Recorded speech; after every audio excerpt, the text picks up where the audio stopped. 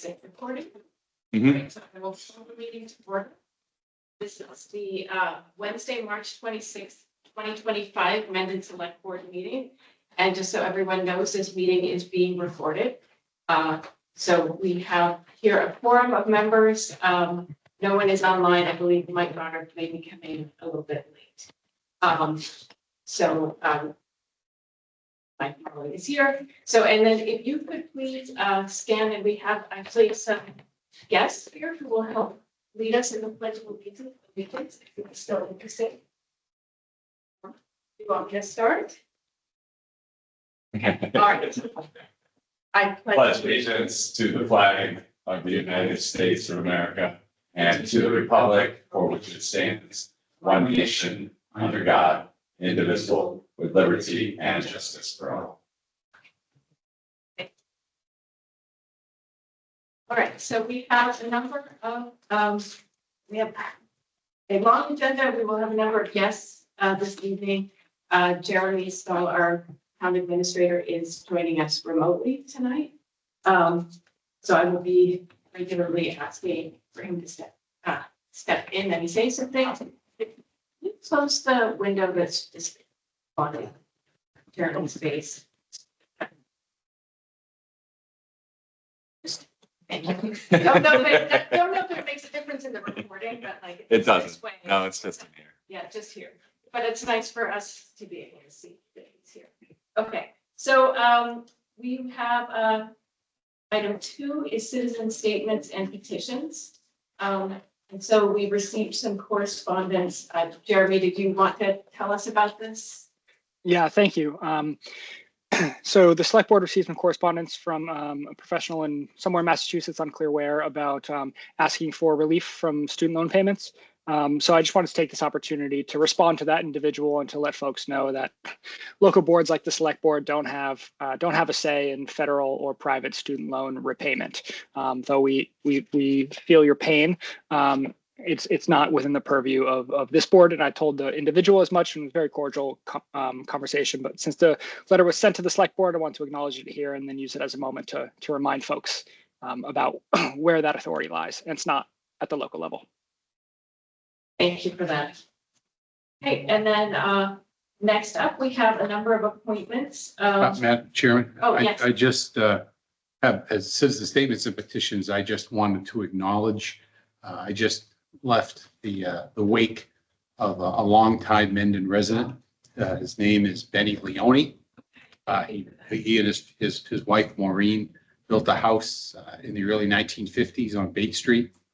And he just passed away at the age of 93. He was real because of his father, Dan Leone, who was one of the original water commissioners in town.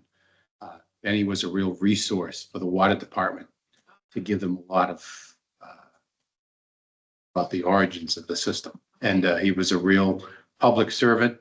And I just want to acknowledge him and that he'll be sorely missed. Okay, thank you. Thank you for sharing that. Yes. Any other citizen statements and petitions since I was rushing us through? Thank you, Mike. All right, so then let's move on to the appointments. So Jeremy, again, can you talk us through this next one? I believe we have some guests here. So this is for the heavy equipment operator position. Yeah, I can't quite see the room, but is John Dudley and Christian Moxham in the room? They are both here, so if you could join us at the table, please. Yeah. Well, now you know what camera location to sit in if you don't.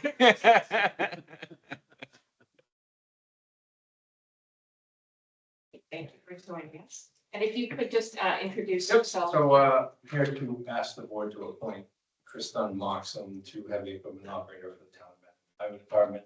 He comes to us with 10 years of landscaping construction experience. And when he interviewed, he was very adamant about his dedication to his customers in the private sector. And I'm looking forward to seeing that same dedication to the residents of Mendon. I think he will be a strong candidate for us. Thank you. If I Madam Chairman, if I could preempt a question. So Christian is the husband of Katie, the executive assistant to the select board. And so we talked about any potential conflict of interest prior to even offering Christian a interview, both the HR coordinator, the highway surveyor, and myself. And both Katie and Christian's positions are separate departments that don't have any regular interaction or supervisory relationship with each other. So everybody involved was very comfortable and said if he's the best candidate, he's the best candidate, and offer him the job. And that's where we ended up. But I do want to say we addressed that kind of on the front end before we got into the process. Great. I appreciate that. Thank you. I presume you're ever so comfortable, or otherwise we would be sitting here, right? So, all right, that's Yes. Yeah. What we need competent, strong, willing workers. So yeah, I'm always excited to have friends and family around. Yeah. Any questions? And you go, sorry, you go by, is it Kristen? My right name is Kristen. Okay, you go by. People call me Chris. Yes, okay. Yeah, so does anyone have any questions?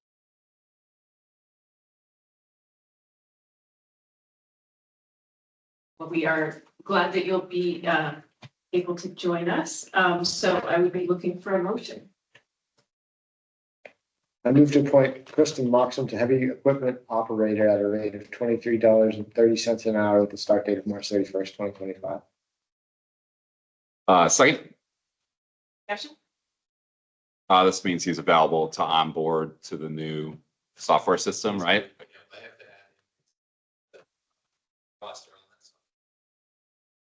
We'll actually sit in on the training next week. Excellent. So it's the perfect time.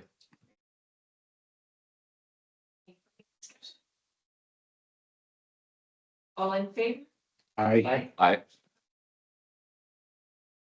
There one absence here, not an abstention, but an absence, so my card should be arriving soon. Wonderful, thank you so much. Congratulations and welcome.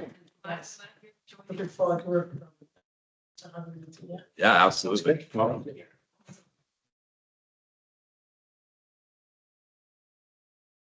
So next up, we have a number of appointments to the Capital Planning Committee. Jeremy, can you start us off there? Yes, certainly. So as folks have may be aware, we've had a working group that has gone through the capital process the last year and a half, almost 2 years, with the select board liaison, Mike Goddard, driving a lot of it. So we've got some non-select board folks who have been interested. We've gotten some other residents who are interested who are just kind of yet to confirm in time of our deadline. But these three folks, Jesse Curl, who is you know from FinCom, James Thatch, who is a library trustee, and Phil Sipley from the Council on Aging.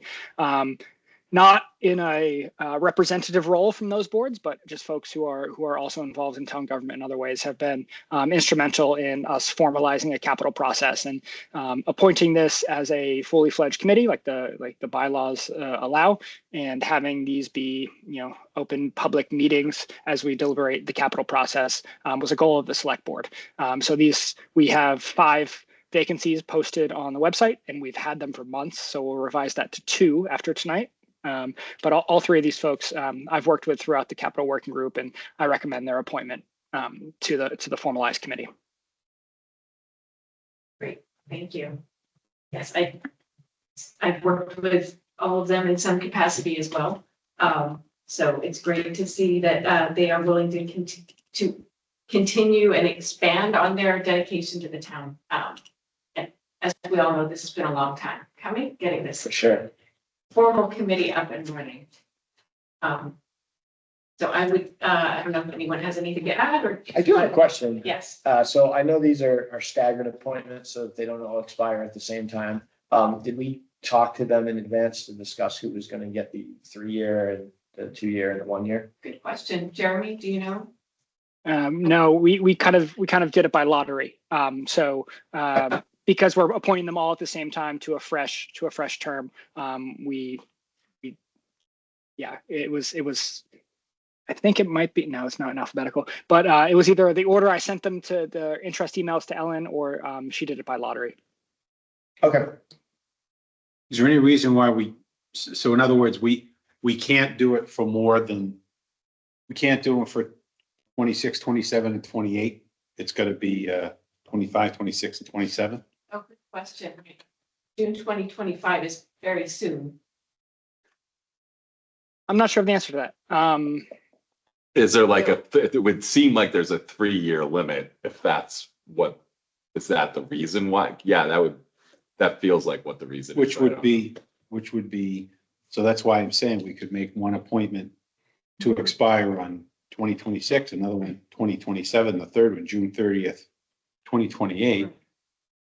That would be 3 years and 6 or 5 months though. Like, yeah, So- I know. I don't know what the rules are yet, but I'm just saying. So yeah, so the rules are a 5-member appointed by the select board, 3-year overlapping terms. At least 1 member, but no more than 2 expire each year. So since we only have 3, and the bylaw says at least 1 member expire each year, that's why 1 is slotted for 25. Of Okay, course, well, we could always start them all on July 1st too.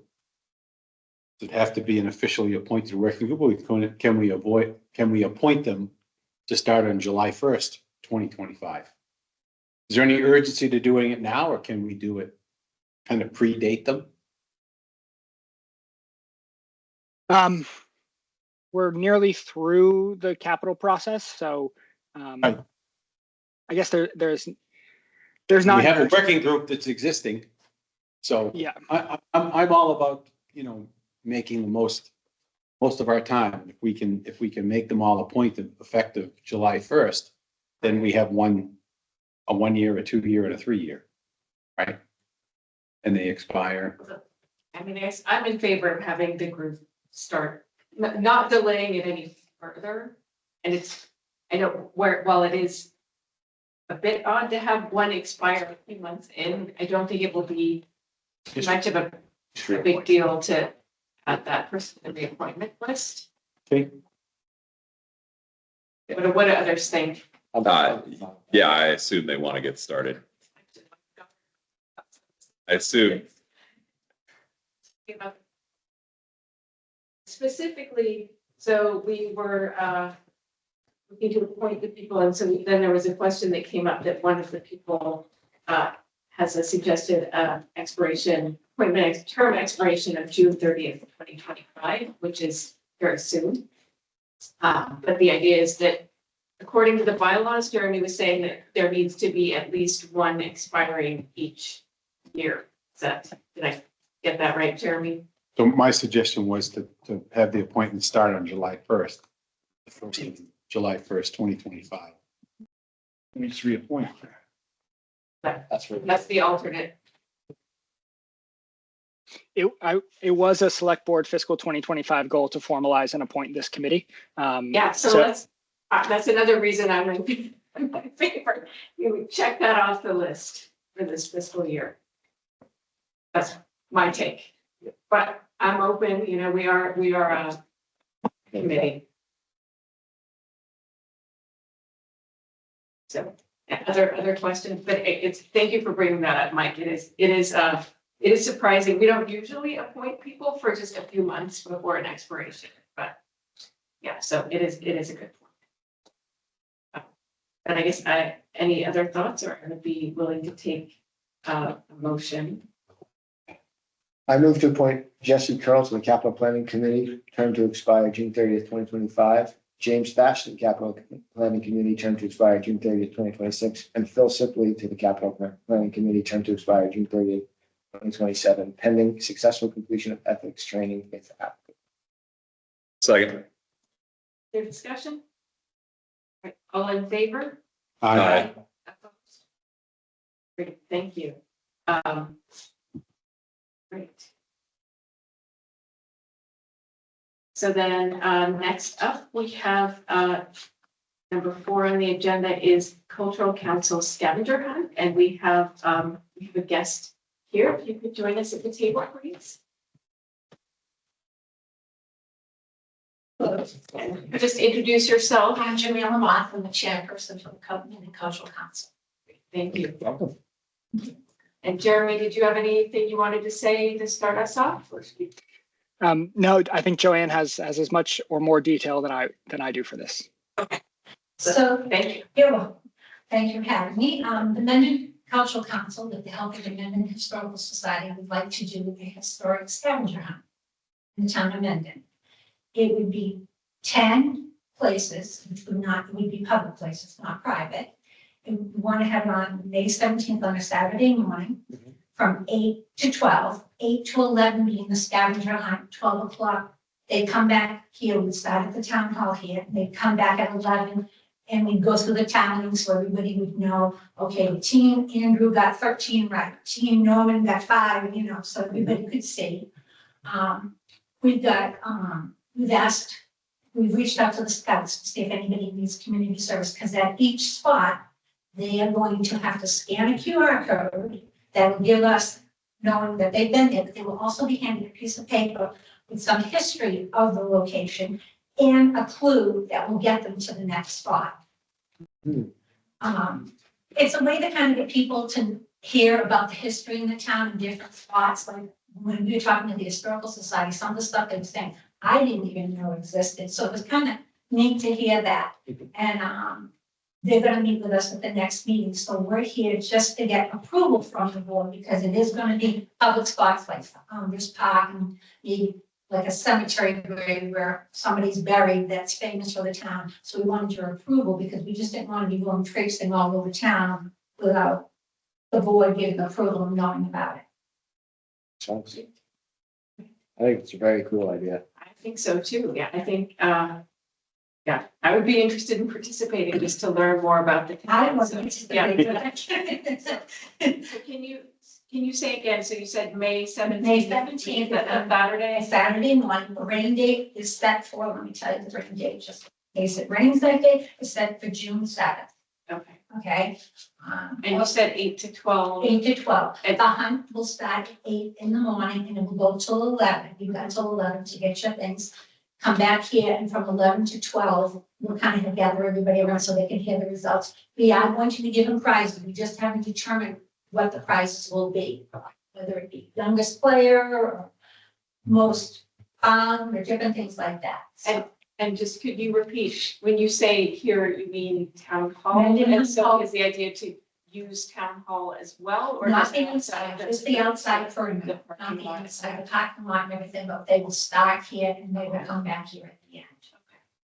I guess one question I have is, well, you don't know how many people it will be yet, but the parking is somewhat limited Limited here. here, we understand that, so, and we may change it, but right now, depending on the number of people, Okay, it's going to start here, because we figured this is the historic center of the town, so it would be best to start here, but we understand that parking is limited. and so, oh, go ahead. I was gonna say, is pre-registration required? That was the other.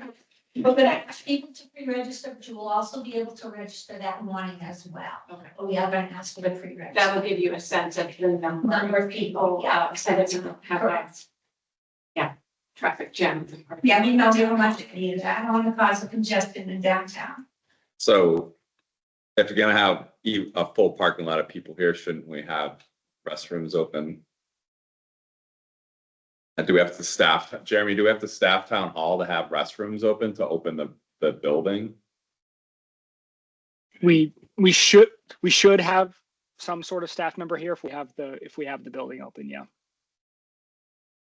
That's something to talk to us about. And then the second thing would be to just check in with the chief to let him know that there'll be people. Okay, yeah, because things like Founder's Park, is the chief on? So things like Founder's Park, there's not any parking there, but you can always offer the overflow of Clough and they can walk down the sidewalk. We were also thinking if we got a big response, we maybe move it to Clef so that they could park across the street and come over. It right now dictates on the number of Okay. people we have coming. So we've got a few options we were mulling in our brain. Okay. Other questions? Well, if you go to an alternate site and want to use the field across from Clough, that's a separate decision too, right? We have to consider that, and then we also have to. So, right, so I guess, right, one question is, right, what, how specific do we need to be about the town properties that are used Right. for this event? So I guess, maybe that's a question for you, Jeremy. Yeah, I guess it's kind of up to the board. You can say town property, or you can say limited to the ones that they're seeking to do. It's Yeah. So I think the other thing, and Chief Kersey's, are there things we should do to, from a public safety standpoint, if you got people milling about the historic district, going from site to site in high traffic areas, should we be planning for that? And I don't know what that means. I just think that it feels like there's something we should do, or, direction, keep people going down certain. Right. Well, it's, I think she said her plan was, once we approve it, is to come up with a plan with public safety to make everybody safe. I will know what sites we're going to use. The next meeting we have is April 4th. I will have the 10 sites that we decided on. Right now, the historical commission putting them together. Mhm. And then at that meeting, I will have the 10 sites. So I will meet with the chief after that, because they listen, we listed Congress Park, we listed Swandale Cemetery, just so that we know what's the best way to keep it safe. And is everybody supposed to be going to each site serially, or is it parallel so they can go to any site? All right. We'll know what all 10 sites are. Okay. We'll have paperwork on all 10 sites. So I may have 10 groups. I'll send 2 groups in North Avenue direction, 2 groups down Harvard. Yeah, you can't say what the sites are in an open session. No, that's why we can't, that's why I can't say. 210 or Are you available? Hi, could I just get the sites before the meeting, not after the next meeting, just so I'm sure the board's gonna ask my recommendation for a public safety plan, just so I can come up with that before the meeting? I will definitely have to, like I said, we have a meeting on April 4th. I will know the 10 sites. I will, right after my meeting, drive down to the police station and I will hand them to whoever's on duty. So you will have an idea of what they are, and I'll leave my number in case you have any questions. That's fine, you can email me or I'll give you my phone number after too, and just before the next select board meeting, just so I can give them a plan. Yeah. No All right, great, problem. thank you. Let me know, because I'll come to that meeting, so okay. yeah, the next meeting is April 9th. So you'll have your sites in hand. Oh, yeah. And then the idea is that these would be sort of kept secret from the Oh, public. yes. So, Yes. okay.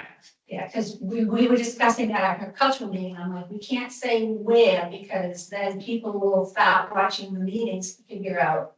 But not that anybody would do that, but No, we have a huge audience that's definitely tuning in every week. Watch the YouTube recording. Yeah. People We could- watch YouTube. Just parse it with AI to get the settings.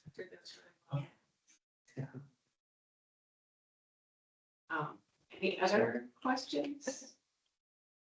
I'm going to make a motion to approve the cultural council to use town property proportions of their townwide scavenger hunt pending the public safety review. Second. Do we want to have the date in that, or? Amended for May 17th with a rain date of June 7th. Correct. Thank you. Also second. Okay, right, for discussion? Right, all in favor? Thank you very much. Thank you. We're Thank excited you. to learn. Yeah, it's gonna be fun. You can tell me the 10 sites, I won't share Yeah. it. Thank you. Thank you. Great. All right, so next up is item 5, the parade for the Nipmuc Baseball and Nipmuc Youth Softball Opening Day. Jeremy, was there someone on the meeting for that? I don't see anyone. It looks like Chris Corbett's on. Yep, Chris Corbett here. Good evening. Well, thanks. Good evening. So yes, can you tell us a bit about this? Sure. So 9:30 a.m. The idea is that baseball and softball formation would begin on Kelly Road on April 26th. So 9:30 to 10 for the formation, 10 to approximately 10:30 would be the parade. assembling at Memorial Park around Pizzella Fields, and then we would do our opening day ceremony. So the request is for a permit for the parade, which will require a request for police detail and to close the road for a few minutes while we march down from Kelly down Millville a bit and into Veterans Park. Thank you. Right, any questions? So how I mark the official start of not winter. No. And so is this basically the same configuration that each year? Same thing every year, basically. Yeah, save for 2020 and 2021. Okay, great. Thank you. Any other questions? And I would be looking for a motion. I move to approve the parade permit for Nipmuc baseball and Nipmuc softball opening day for April 26, 2025. The start time at 10 a.m. Second. Further discussion? All in favor? Aye. Thank you so much for joining us, Thank you. and we'll look forward to having another parade. Thanks, Chris. Thank you all. So item 6, more community events. It's a very community event heavy meeting, which is Mhm. great. I guess it's that time of year. Spring brings the IRS direct file. So Jeremy, can you tell us about this? Another sign Yes. of spring?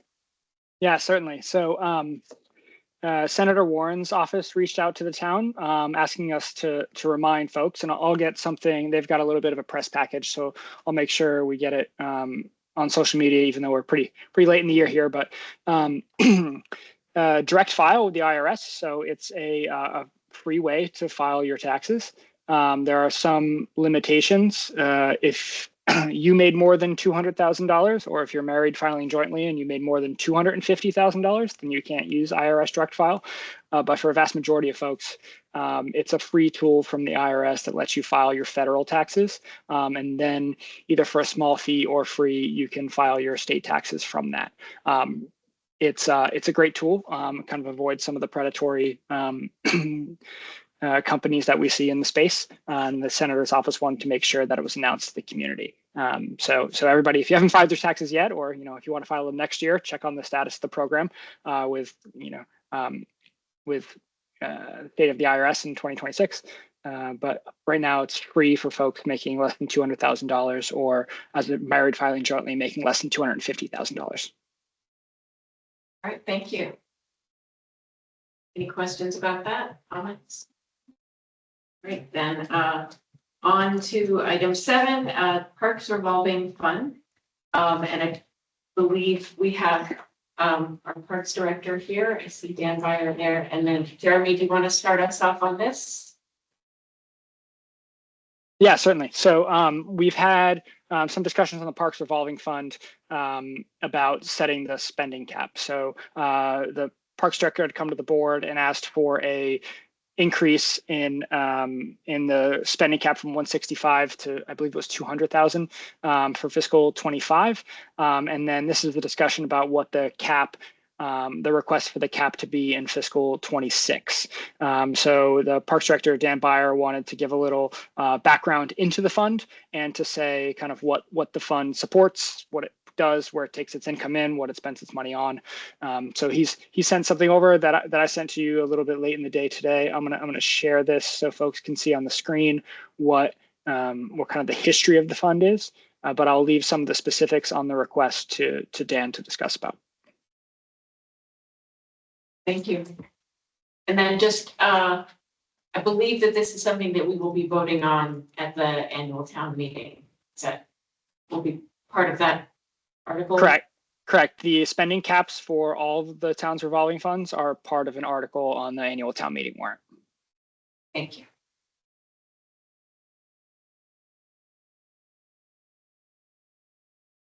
All right, Dan, are you there? Oh, yep. Sorry, I didn't want to. Yeah. So, yeah, I wrote up a little thing. I won't read the whole thing, but I'll skim through it. I know there were some questions at the last meeting. So let me see. We updated the fund in 2018. And I believe Mike Goddard had asked about the history of the spending cap. So the initial cap was 100,000. In 2020, it was 150. Then with 21, it went up to 165, and then we hadn't changed it. I think, is that the document, the second document I sent you? Sorry, I'm remote, or I would share a different my own document. But basically, each year we're spending close to the cap. And then when I went to do our reporting this year, I realized that we were basically going to exceed it. And I think it's time to take a new look at it as our program has grown substantially. So this fund is primarily for the summer rec program. It supports the rec program, the snack shack, field use fees. The vast majority of these funds are from the rec program. The shack pretty much breaks even, and then field use fees are a couple $1,000s. Our target is to, I guess, profit, for lack of a better term, around 50,000 a year. And then that money is available for small, I guess what I would call small capital projects, things that don't quite meet the full standard of I believe it's 25,000 or 100,000 to be funded through the CapEx process, but that we can kind of handle ourselves. So like last spring, the well pump at Grover Field failed. We had to redo that. That was $7,000, but we were able to do that and not have to go through a whole process and have the whole field shut down for a significant delay. Basically, the goal of this count is to generate revenue to sustain and expand our programs and supplement the limited town budget by funding smaller capital needs and repairs. As you may recall, in 2011, we were faced with the threats of closure due to budget cuts, and the beach only remained open due to a generous donation. At the time, I was just a seasonal employee, and one of my goals when I was first hired in 2013 was to position us so that wouldn't happen again. I actually believe our programming should primarily be self-funding, which we've done for the most part. Before COVID, we had the beach within $1,000 of breaking even, and even now it's gone up, but it still only costs around $4,000 after revenue that's brought in. And as a result of this fund, during COVID, we were able to keep our programs running, even though they operated as a loss. And in 2021, when there were again threats of closures and budget cuts due to the failed override and joint town meeting attempt, again, we would have been able to stay open instead of having to just completely shut down.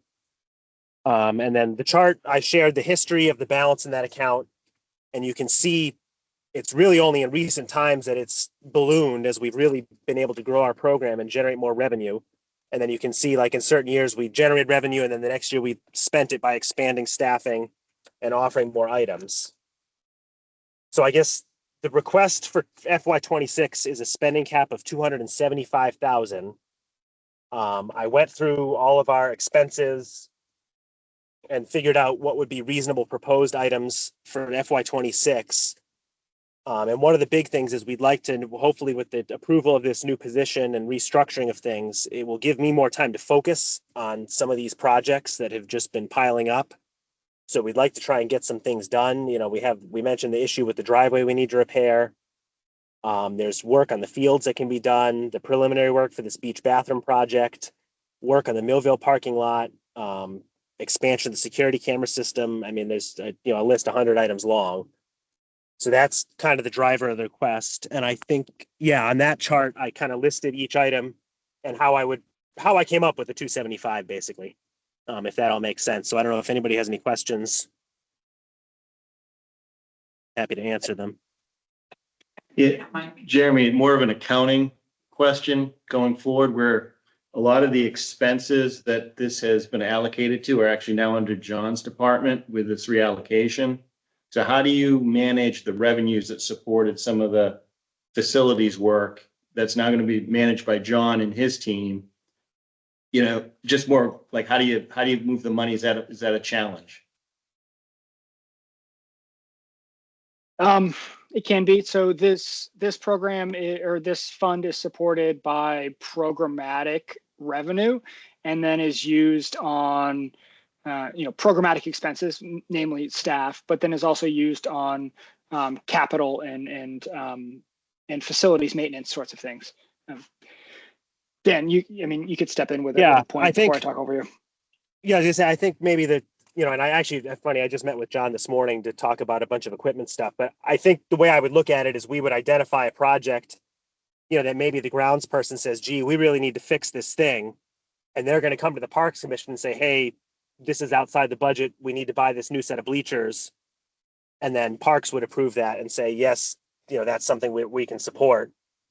But to be for me to be consistent and fair here, we've taken all facilities and started to consolidate to a single account for the municipality.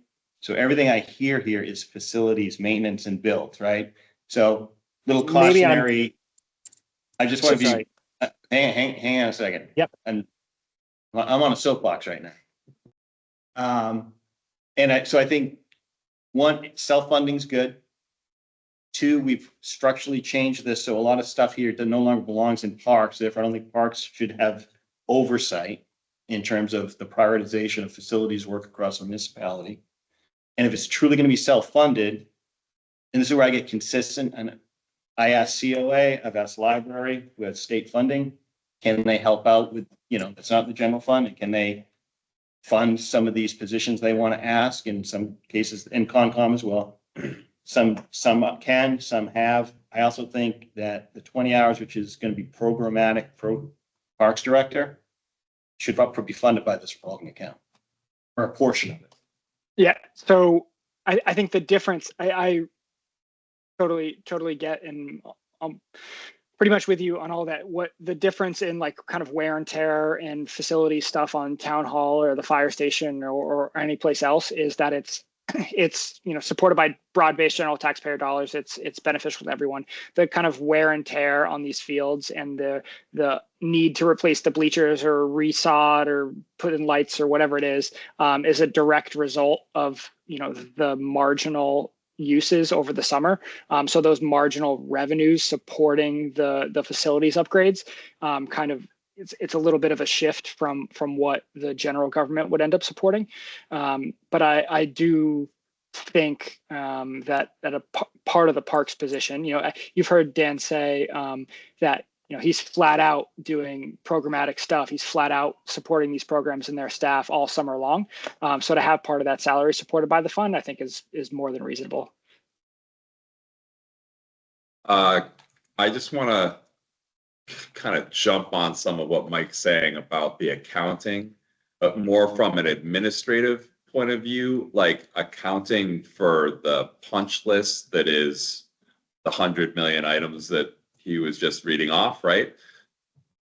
If aside from how we account for the money, if we can account for the tasks under the purview of your administration, essentially, so that they're in your system, they're a punch list item that you can correlate to other related punch list items so that they can get accomplished at the same time. I think that's where some of these efficiencies could come in. And so maybe get off of Dan's notebook and into John's computer or something of the sort. I mean, I don't want to make assumptions, but yeah. We have a work order system in town. So, it came up before, so I haven't said anything, because we're both box commissioners, we didn't host the meeting. So John, do you want to? I'm not sure if I can speak right now. I don't know how audible you are. You can speak as the highway surveyor. Exactly. I have started preloading this stuff into system, working with Dan to come up with tasks. I mean, there's a 5-page list of tasks. And I want Dan to feel comfortable that list isn't going to get lost, but also not be tempted to pick items off until you're ready, like that kind of thing, That's it. Well, but what I like about it, the facilities tickets being in a system, is how do we as a municipality prioritize facilities works on the grounds versus COA bill? So I really want to get away from this idea that not parks, but any department has is a fiefdom where they're not playing by the same rules as everybody else just because they have a revenue stream. That's my concern here. That's a big dollar amount, $275,000 cap, and a lot of it's salary. And we talked about possibly self-funding, but it's the $50,000 cap buffer that allows you to do project work.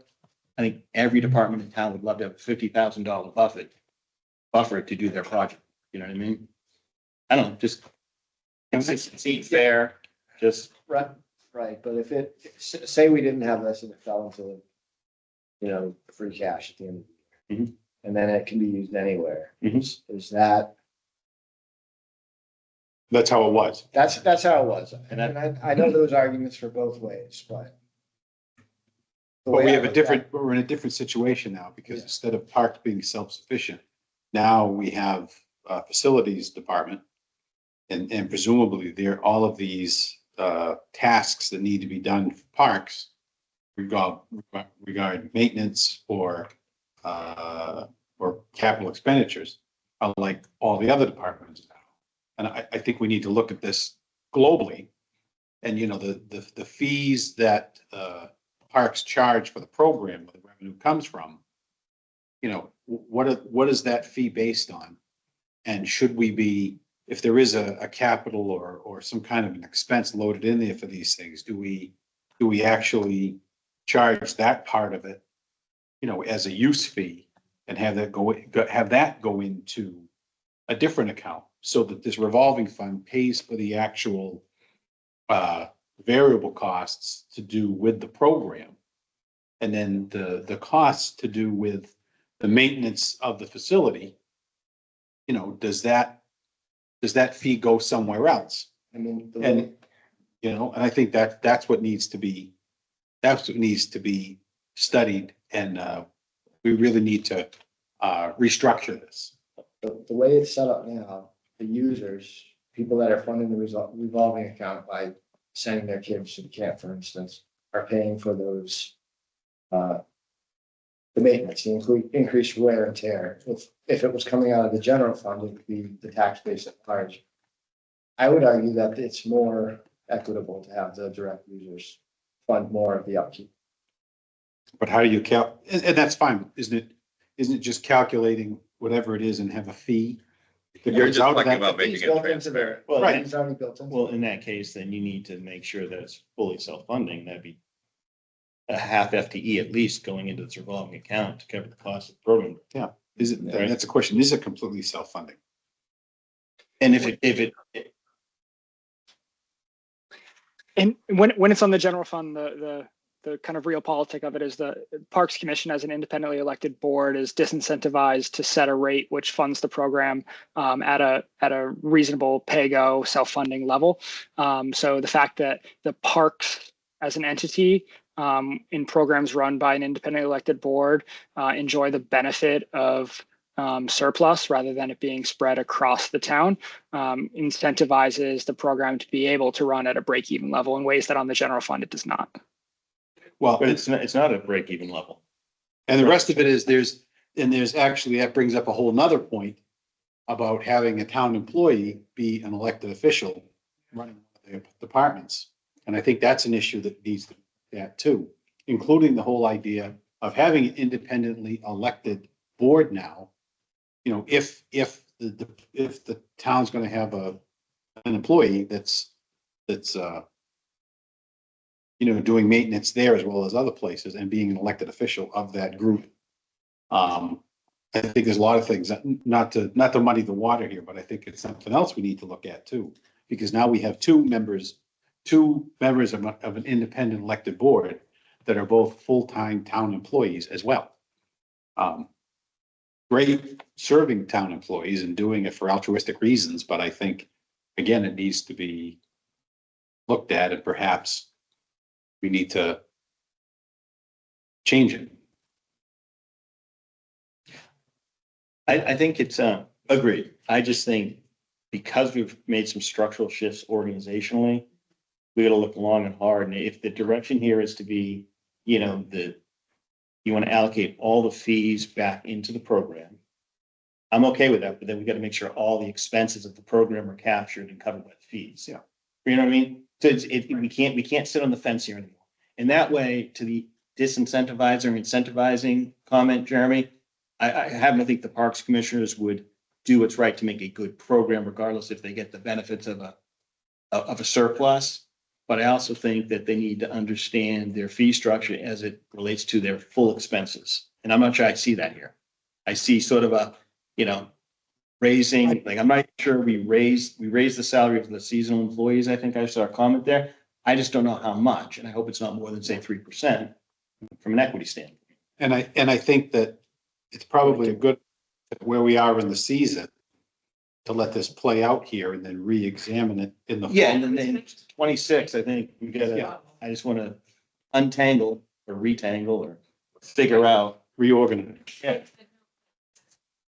We're entering sort of a new Yeah, era. it's a work in progress. The only other question I'd have is the expenses increasing this much, because this is a significant jump year over year, because. So Dan, what are the drivers of the expenses? Do you have new programs, or do you just have more So- people? Yeah, so just, I mean, go through the line. So the rec program, you know, rising costs of field trips, rising cost of the buses for the field trips. Shack expenses, food costs, you know, perhaps some new, you know, a new shelf or that kind of thing. So the Kind of cost of upside. everything we've all experienced has gone It's- up. No Basically, precedent. the main driver here is adding in this buffer of roughly $50,000 to let us do a little more. If that's unpalatable, then we can leave it alone and just, you know, and just cover our direct costs. I mean, I think the only expenses that aren't included here would be things like, you know, a portion of my salary if we wanted to reassess that, and maybe the electric bills, or if you figured out, so, you know, if there's some sort of back rent for certain facilities and, you know, some way to indirect costs. But it's not some huge number. I mean, I would be okay Yeah. with leaving it the way it is. You want to generate additional revenue to do extra things, but I would just ask that, you know, we empower the town administrator to oversee those decisions along with the facilities director, so that we make sure that it's applied in the proper place and applied equitably. I would add, you have, so anything over 10,000 has to go to the select board or town meeting. That was a provision that was added. So these are all small things. If we wanted, like, if we want to fix this driveway and it's $15,000, we'd have to come to you with a proposal and get your blessing on it. Yeah, I mean, but it's not a small amount. I just want to be this idea of this buffer. It's $75,000. Yeah. I mean, if you equate that to a firefighter, that's a firefighter, right? So everything, there's a trade-off here with everything. I just want to be, you know, I don't want to say it's small, but I'm like, if people want to go for it, I just think it's muddy to me now. And like Jeremy, I'd love to see it's more clarified and how this can have more delineation. And my suggestion is that rather than saying, well, if it's over 15, then you have to get the blessing. What I'm asking is that you get the blessing of the board through the town administrator for all of those expenses. That's all. And Mike, when you say that buffer is 75,000, is that adding together the one listed as buffer with the other No, expenses? I'm just looking at the increase from 200 to 275 on page. But that's not all buffer. Well, It's a proposed increase in expenses that hasn't been incurred. I think that's a fair assessment. It's probably 25,000 in direct camp expenses and then an extra 50,000 that lets us take on some of these smaller tasks. I think roughly 50,000 of that, you know, otherwise I would probably only bump it up to 225. No, all I'm suggesting is that any of those expenses in that 50,000 should be run by the board through the town administrator. And that's a way for us to function this fiscal year and then kind of re-examine it in the fall. Can we talk about that? It was mentioned a couple of times, the possibility of part of the Parks Director's salary coming from this. Is that a possibility for this fiscal year, or Yes. and We can- what would be involved there? Because that does make sense to me, especially if that role will be focused on programming. So the That fund is. change would that change the number that we're talking about here? I mean, if you kept everything else equal, it would change it in direct proportion to how much you moved onto it. Ultimately, the fund as a 53.5 is under the control of the Parks Commissioners, which then by our bylaws, as Brendan brought up, and I didn't know, and now we're talking about that. Expenses over 10,000 require select board approval. So it would have to be initiated by the Parks Commissioners, and then, or not necessarily initiated, but approved by the Parks Commissioners and then ratified by the select board should the amount be over $10,000. So that would include salaries. Jeremy, I'm not an expert on it. We might want to check with the accountant too. I think there's something about the benefits. They have to be assessed a certain way. Proportionally, yeah. Okay, So if 10% of your salary is paid from a Got revolving it. fund, then 10% of your benefits, which includes retirement and healthcare, also need to be assessed by the fund. I see. I mean, with the water department, I know we did a similar thing where there's the indirect cost set up to kind of back charge for some of those portions of salaries. So maybe that's something that needs to be explored on this side too. That, if that is the direction you want to go. So we would need the Parks Commission would need to vote on that. Is that the idea? So that, I guess I'm trying to figure out, like, logistically how much time there is. But it makes a lot of sense to me to have some of the this revolving fund go towards the salary. So in terms of potentially put relief on other areas of the budget, or at least, get more, at this point, it would be more in free cash, right? Yeah. Yeah. Yeah, in terms of timing, even for fiscal 25, if you want to say what happened last summer, or what happens up until June 30th, we can make a journal entry to journal salaries and benefit costs over up through, July 15th. So it's not like needs to happen right now sort of thing. And then kind of the same thing can happen for 26 at any point. If you want to free up, you would be able to do that early enough in the year to be able to free up a transfer from a salary line. Should you want to do that? Jeremy, why wouldn't we start this July 1 if we wanted to reallocate? Just leave it in the fiscal year and, we don't need to worry about the fact that parks pick up in June. It's already budgeted, right? Mm-hmm. We could just start as part of the budget process if we want to go down that path. But it happens on an annual town meeting. As with the budget for, that's what I'm saying. It's all part of the budget process. So you would have to, you and FinCom would have to revote the budget. Should we move, $10,000 worth of parks salary off of the general fund and figure out where else we wanted to put that?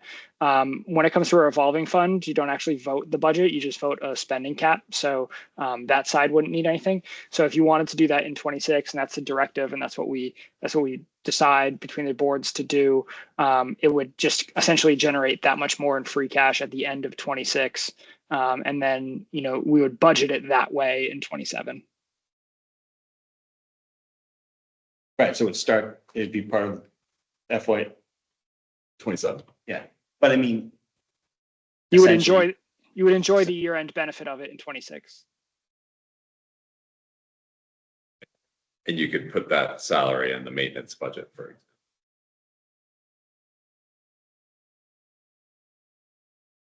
So is there agreement that it makes sense that this remains self-funded? I'm in general agreement with that. I'm not in agreement with taking it to extremes. Like I heard Dan say, electricity bill, for instance, I wouldn't be in favor of making them pay for their own electricity and no other time is required to have a revenue stream to justify the use of electricity.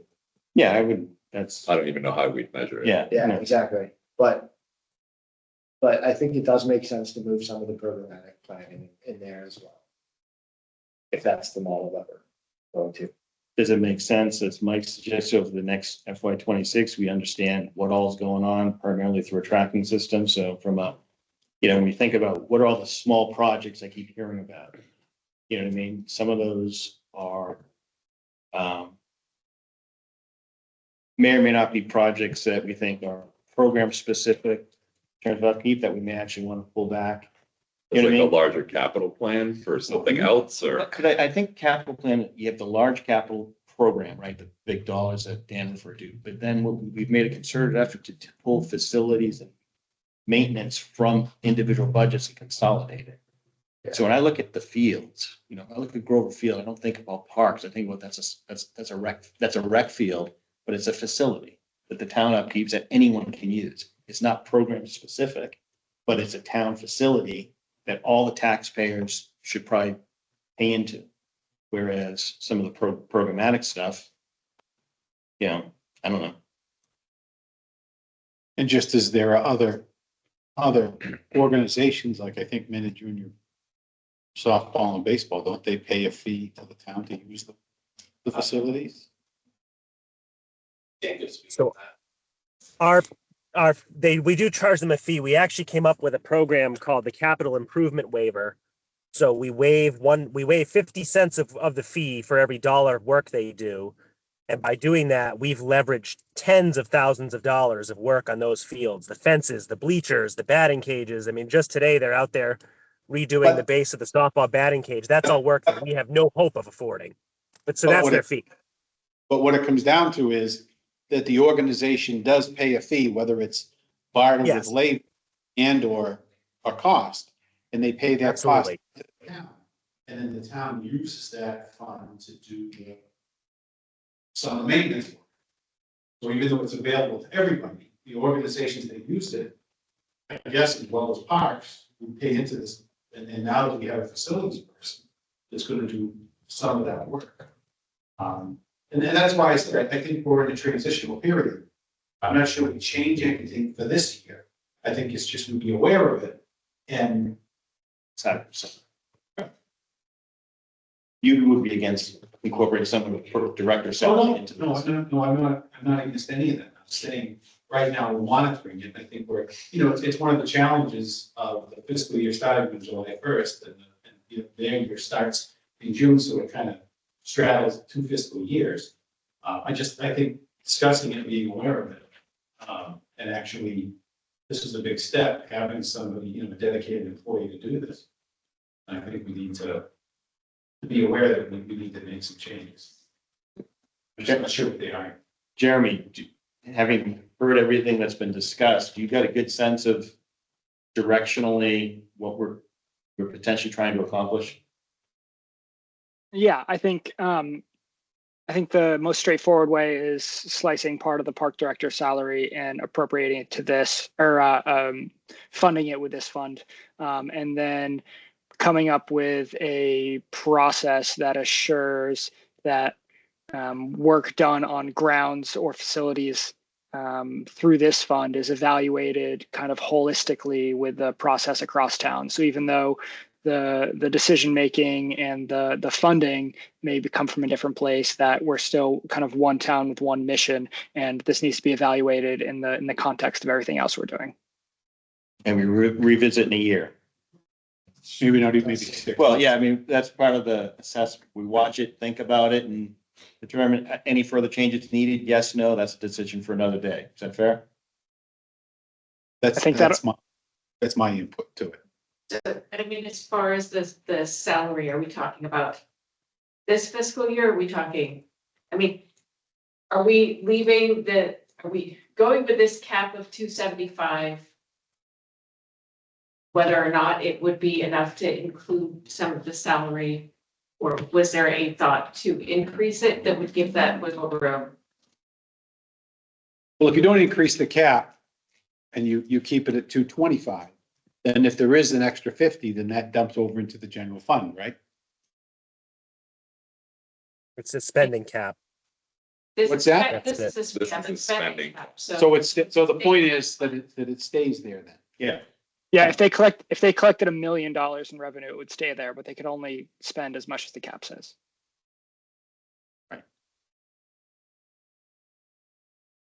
So But there's still a mechanism for us as the select board to take that money and repurpose it or spend additional, right? Because you can spend more. It just takes a vote by the select board or a town meeting over and above the cap, right? That's just increasing the cap. I don't think that lets us take it.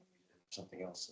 No, I mean, they've run a surplus the last 2 years. So whatever they don't spend will be there and they can spend it in the next fiscal year. Doesn't go. Right. Right. But if they need to But that's spend, part of- we could raise the cap like we just did a Yeah. couple meetings ago, But right? that's part of what I'm talking about by monitoring it and revisiting it in the fall. Right.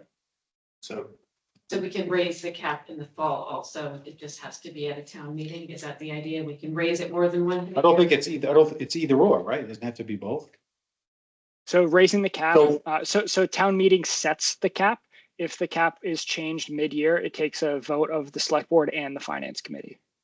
Oh, Yeah, so Which, just. Can I rephrase the question a different way? Is there appetite for us to revote the budget this year to get the salary as part of this revolving fund?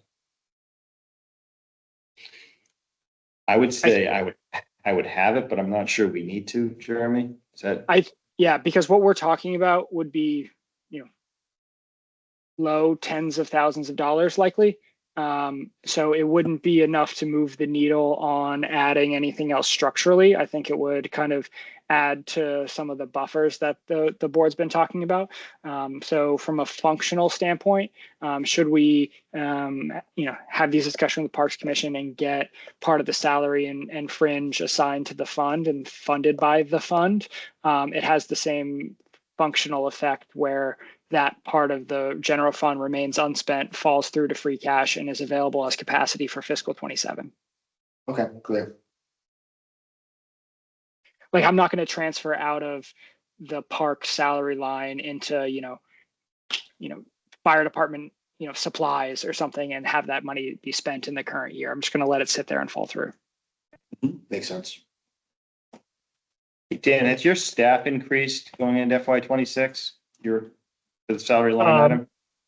A little bit, we're probably going to end up hiring a few more counselors and a few more lifeguards. We're almost making that decision very shortly, but I think if that's So the main, sorry, go ahead. Yeah, the proposed increase is sort of a potential then is what you're saying, because you haven't made decisions on staffing yet. It's kind of both Yeah, sides. so we're going to have about 70% returning staff, which is amazing, but we generally give all our returning staff a 50-cent raise as opposed to hiring new people at minimum wage. I think, there's a few extra counselors and a few extra shifts. And like I said, the program is growing. I put the number in the chart. We already have like 9 days that are at less than 30 spots left, and it's not even April. But is your capacity driven by the number of attendees or the number of programs or the number of days? So are you increasing the number of days being offered, number of programs being offered, or you just have more people coming? Right. This year, the program, more attendees. Sorry. That's up to our limit of 90 a day. You have a limit of, and that's not an expense trap. But I think as they approach a higher, John, look at you. Sorry, you can't talk. I think as they approach the higher limit of their capacity, then their ability to do more things increases. So that increases the expenses. It's like is that what's happening? Is that what I'm saying? It's space. So Space. our capacity is 90 a day. And I did put on there, super long term, if we could get some sort of, building down there, then we could do even more. But even just this change, I think, we can look at more programming and different programming that will increase. But specific to the Kids in Us Rec program, it's a space is our limit. That's space for inclement weather. Physical space for the number of kids that we feel comfortable handling, that we can, bring over to Clough that, we're 2 full school buses worth of kids. Yeah. It's wild.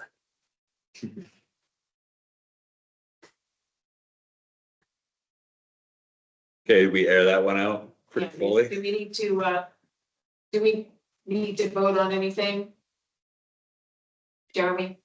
So we'll discuss the warrant later and what you want the warrant language to be relative to spending caps on here. And it's select board who places that item on the warrant. So ultimately, if there's not consensus, you'll take a vote on what you think the spending cap can be. Or if you'd rather do that now with the director of parks here, and then we'll just carry that over to our discussion later. Feel like we want to tie this up? Yes. Well, So I the think the request- question is a spending cap. Again, your recommendation for parks is to increase it to the number that's To 270. two seventy-five, because that's what you need to run the program. Jeremy, would you recommend that as well? Kind of as the board has done before, I defer to the folks who are running this. The only question would be the buffer, I guess, that $15,000 increase in the buffer. So I would be comfortable with 250 or 260 as a cap, and then revisit it later should the summer prove more expensive, more profitable, something like that. So I think 270 might be high. I would be comfortable with a 250 or 260. Well, I make a motion then to set the cap at 250,000. Second. Discussion? It's a fair compromise. So this is raising it from 200 to 250. I'd like to get Dan's feedback on that before I vote. Yeah, down with this.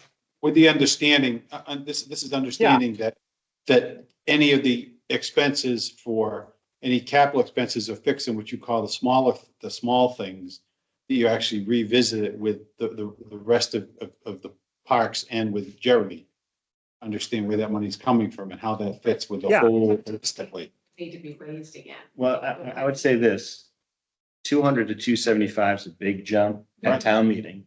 2 to 250 seems a little more reasonable. We have the means to raise that cap along with FinCom If needed. if needed. So we're trying to be conservative, but reasonable.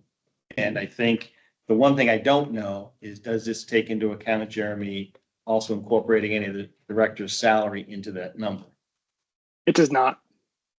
So that's part of the buffer in additional, there's the $10,000 buffer as part of the base budget. And I would probably look about at the $10,000 range for the parks director salary. Like 260 or. Well, can I just say this? We don't even have agreement from the Parks Commission that that's a go. I say we leave it at 250, and if we manage that, we can raise it with that understanding if we need to. But the other thing is, just like any other budget, we can run hot, and we have more flexibility to make sure that they cover their expenses at any point versus a town meeting, et cetera. So we're at very little risk that we're going to have a problem if we go into this, forewarned. And I think we understand what the possibilities are. So Dan, do you want to weigh in again here? Yeah, no, I think everything makes sense. I think that was a good discussion. And I think I agree with that. If we're all comfortable with 250, that's fine. And if there's some stuff that comes along, we can raise it and handle those items. It sounds like I should sit down with Jeremy and go through this in more detail and discuss. On some justification. And Dan, I think the big thing to keep an eye on is expenses real time, because that's the thing that's going to blow your budget in the cap. The unknown, not the potential known of incorporated salary. It's going to be those things where you go, oops, didn't see that one coming. So to me, this is about budget planning and execution and monitoring going forward.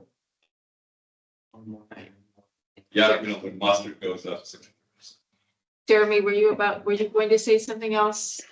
Yeah, the timing here is helpful in that the parks' big spending is at the end of one fiscal year and the beginning of another. So, they're spending from this revolving fund, their spending really, ramps down September time, and then ramps back up in June. So we have a long runway to address any problems if we're anywhere close to the cap. Okay. All right, any further discussion? All right, just so a reminder, the motion was to set the cap at 250,000. Has the language on the warrant. That's the language on the warrant. Thank you.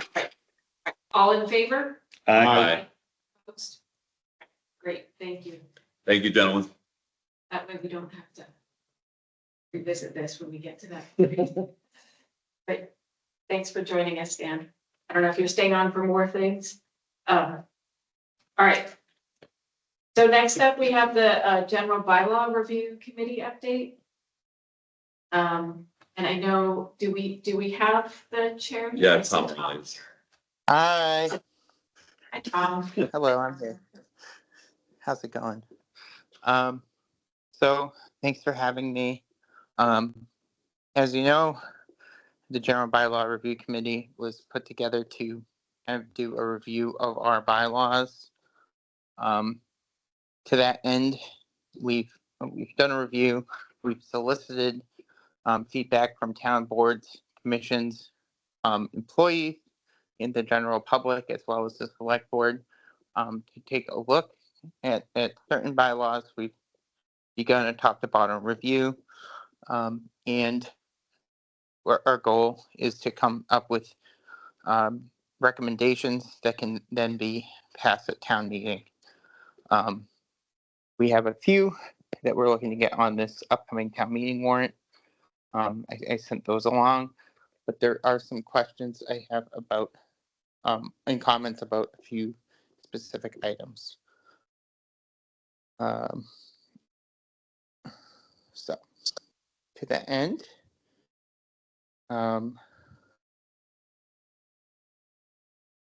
the items I am talking about tonight, I know one thing that was referred to our committee from the select board was to look into the sign bylaw and how it's applicable to elections.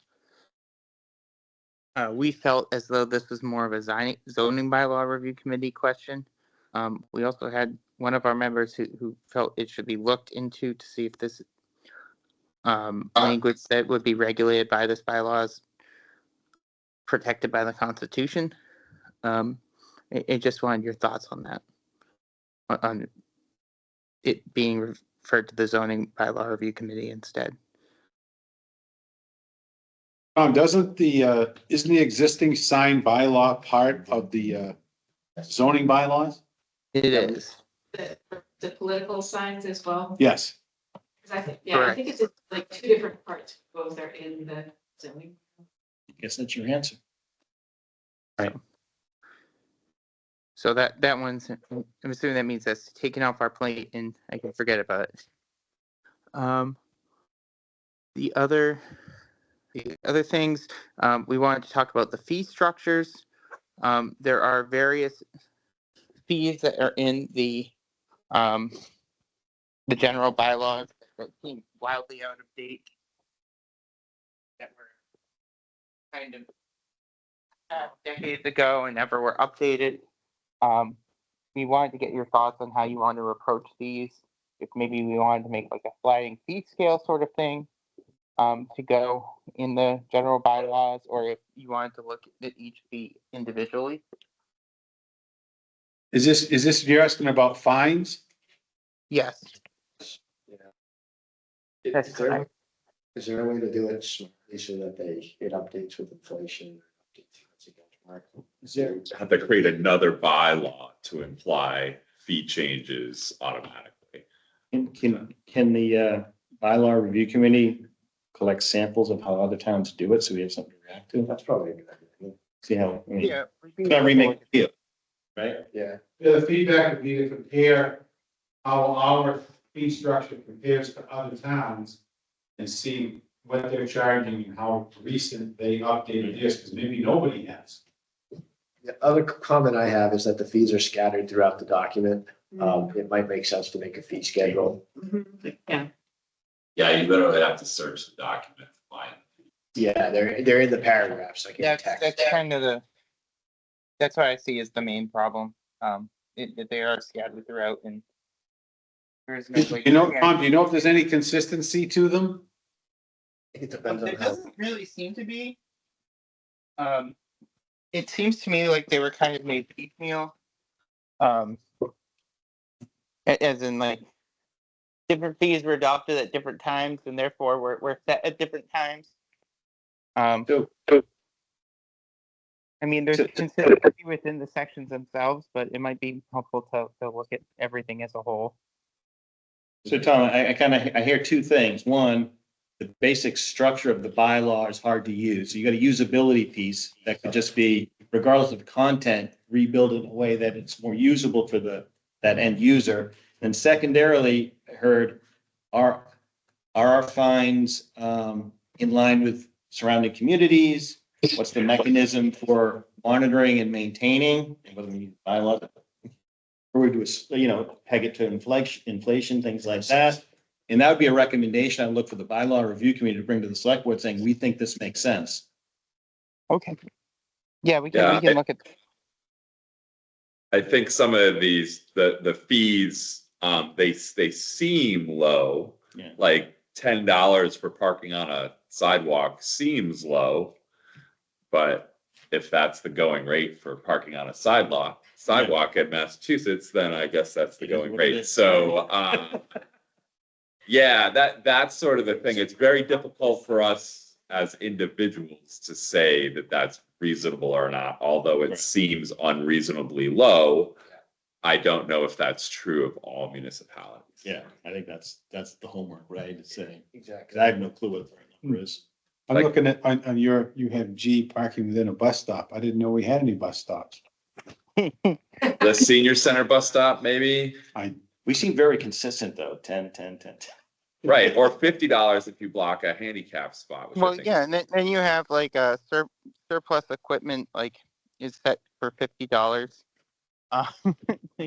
Yeah, that one's a little different. I spoke with the vice chair about that one. So for the board's edification, actually just dealt with this with the fire chief. If an item has a original purchase cost of $50 or more, department heads have to inventory and send that to the select board to say, can I surplus this item either to trash it or to sell it? State law allows us to go up to, I think, $5,000. I'll have to look. But my recommendation was to go to $500, right? To let people throw away their $55 label maker when it stops working, rather than come to select board to ask to do so. That seems reasonable. Yeah. Yeah, some way to easily find it. I agree. To have it both places. And the other piece is the soliciting bylaw. What did you say there? Soliciting. Oh, We solicit. don't have a soliciting bylaw, and seems there's some appetite in the community to create one. We didn't know if this is something the select board wanted us to tackle. I mean, there was gonna be a citizens petition that I was hearing about, and Yeah, it was. We actually pointed that petition back to this yeah, bylaw review exactly. committee. Have you been approached by any citizens about the solicitation bylaw? I have not. Chief, do you want to just Since- chime in? You must have heard this question multiple times to the police department, like, how do you cover solicitation calls? Yeah, I'd be curious about solicitation and noise. Both of those issues. So solicitation, we just have a form. We ask them to fill it out, but there's no enforcement behind it. They usually don't give us a hard time filling it out. Stopping them from doing solicitation, obviously we have no bylaw, so we can't. They can solicit. If they become an annoyance, someone tells them to go away, then we deal with it as trespassing at that point. And then noise violations, we just deal with mass criminal law right now. Basically, we have an option to, if it's unreasonable, to charge them. But we don't usually go that avenue. I don't like to be in the habit of charging residents. There was a draft of a solicitation bylaw. I think it might have gone to town council. Maybe, That's the one that was, isn't that based on Bellingham? Right. but it was a citizen. Yeah, but I mean, I It think failed the AG. That's my understanding. That's what I so. But the people that brought it forward, do we want to proactively reach out to those folks saying, do you still want to? Are you interested in this? And do we? I think that makes sense. I guess what we're being asked is, does this board feel solicitation is at the top of the list for review and or addition compared to other things? Like noise kind of came when Mike, you mentioned noise. I said that one seems to come up quite a bit more so than actually solicitation. I don't, And Chief, I think when I've discussed this before, don't you have a feeling that it would be good to have the bylaw so it's somewhere in between doing nothing and charging with a crime? Yeah, absolutely. And the committee has invited me. I've been working on one. I have other towns that I'm putting together. I just think it's too soon to put it on in May. Tom and I talked about that today. I'd like to redline a version for the committee, and then once I feel comfortable with it, at that point, have town council look at it. You know, not just look at anything, look at something that I feel comfortable with, and then let the committee decide what they want to do with it, and then present it in the fall. Yeah, I mean, I would assume any of these three items, had we said, yeah, let's do it, none of them are gonna be ready for May, right? Right, I- right. No, yeah, I wouldn't think so. that's the idea. And that the noise bylaw we are working on actively. So So we're maybe hoping- that would help understand then is what does the queue look like? For me. For May, me, but for then me, what's so the queue? I sent some placeholders I'd like to put on. There's a meeting that started at 7:30. I'm going over there from here. We're going to be finalizing our recommended language for a few different bylaw changes, including codifying electronic voting devices at town meeting, even though it's something that is within the purview of the moderator. It's something that I think we want codified for use within the bylaws themselves. We have deleting section 3.10 about running for office while being employed with the town, as that's something that we looked at all the surrounding towns and nobody has anything like that. It looks like it was a special case. It was a special case passed at the state level just for Mendon that was mirrored in our bylaws. Can I just ask while we bring that up?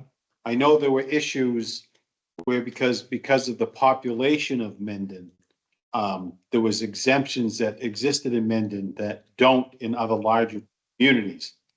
I think that's why it was passed, because in larger communities, nobody is considered, a special employee. So it's an ethics issue to be elected while you're also employed by the town. But it wasn't amended because of the population. So that could be why. Yeah, there was surrounding communities around our size that we looked, we couldn't find anything. We couldn't find anything similar. So, there are plenty of ethical guidelines out there as well as laws that are applicable. This just seemed like something that was duplicative. So we are recommending that get deleted. Also, setting the town election date to the third Tuesday in May is another one. We are recommending go on the May town meeting warrant. Also, updating the entire bylaws to use gender neutral language because there's so many sections that say him.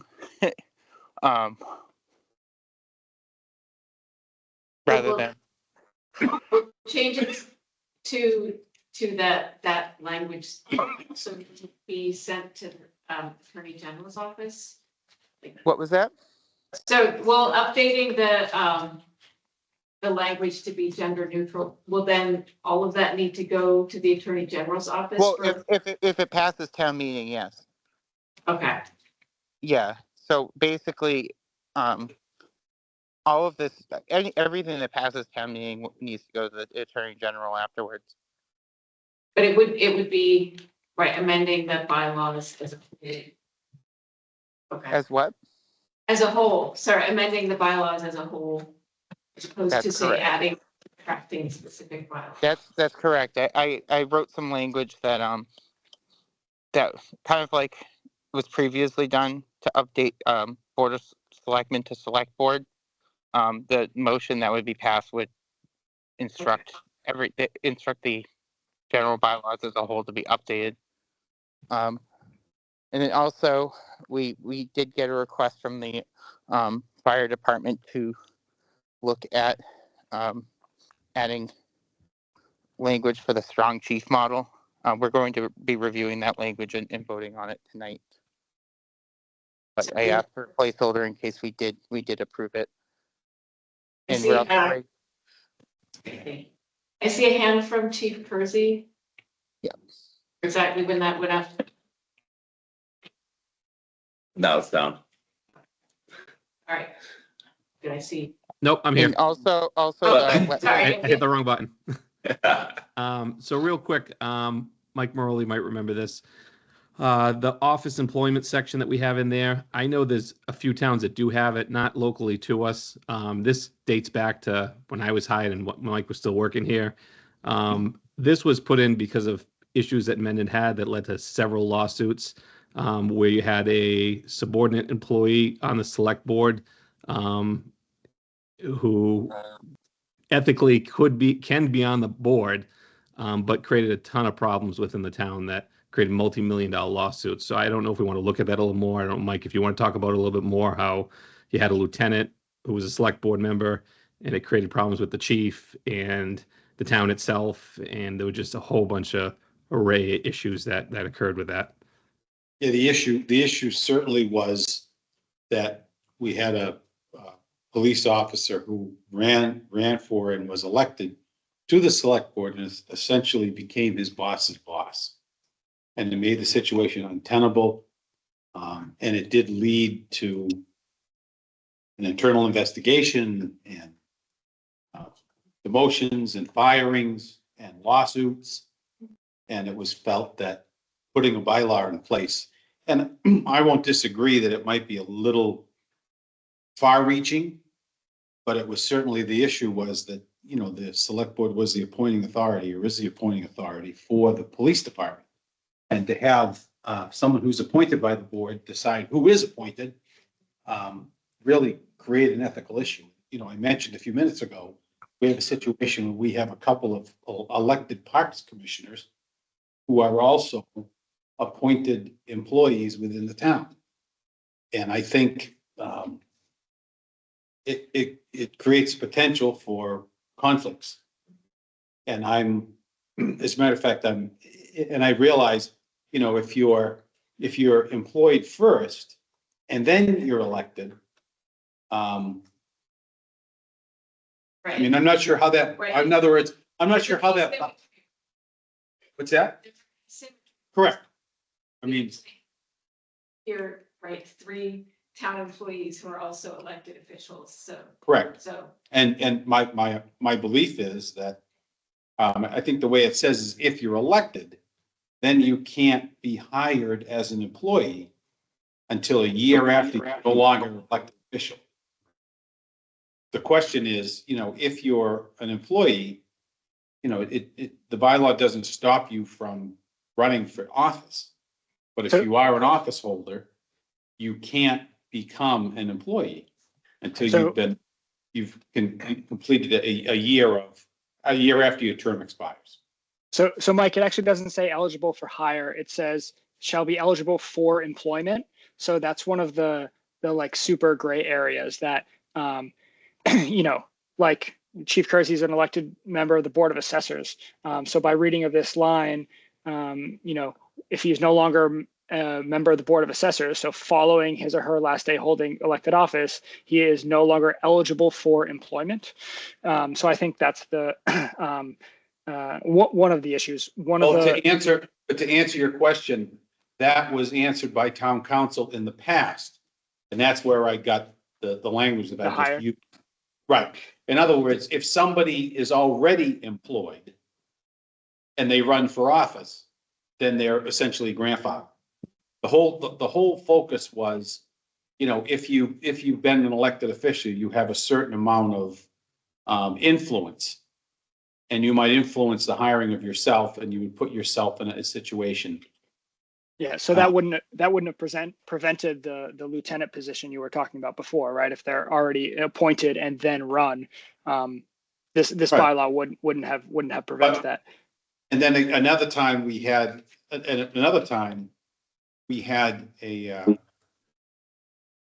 I'm not sure if it was more than once, but we had someone who was a select board member who was then, after their term was appointed, as a town administrator.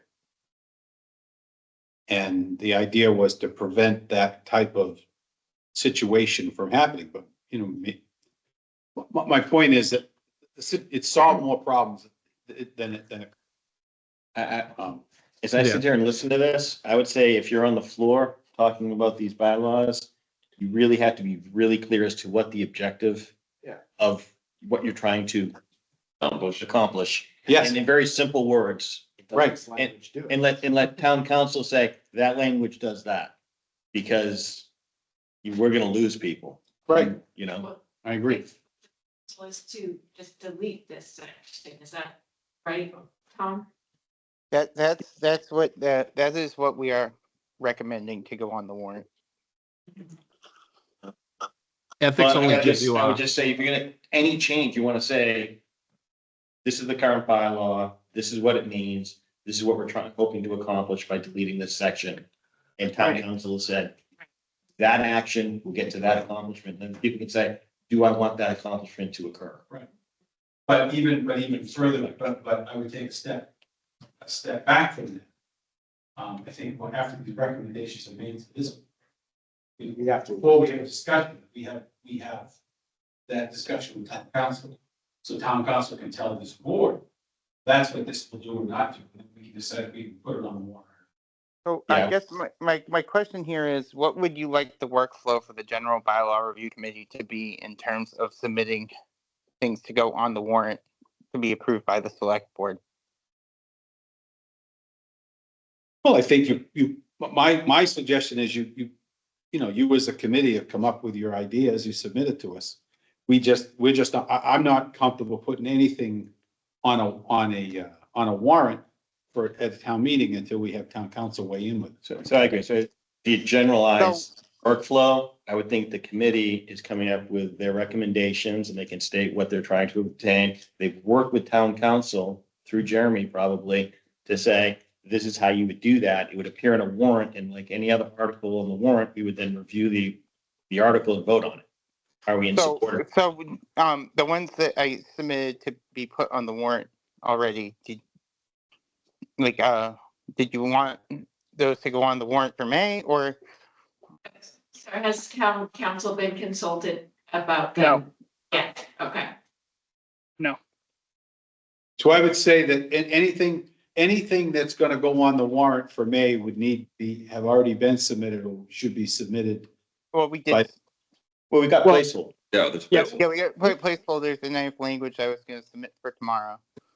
So, Great. so I took this as I was not going to submit something to town council that in concept, the select board did not support putting on the warrant, because this is, so if you want me to change that cadence and get polished language first before we come to select board, we can, but I was taking the opposite approach. That was my thought as well. Is that My only thought would be, as long as there's time. Right. In other words, I don't wanna put things on a warrant if the town council hasn't approved it yet. So if there's time to have town council look at it, because I think anything that the committee recommends, we should seriously consider, but. Like getting the clickers codified and. Sure. And those things really, like, they seem Right. pressing. This one is maybe less pressing, but. My 2 cents, I'm not sure what's going on or going off. I haven't had anyone, I would expect a summary, like a document saying, this is what we're gonna do.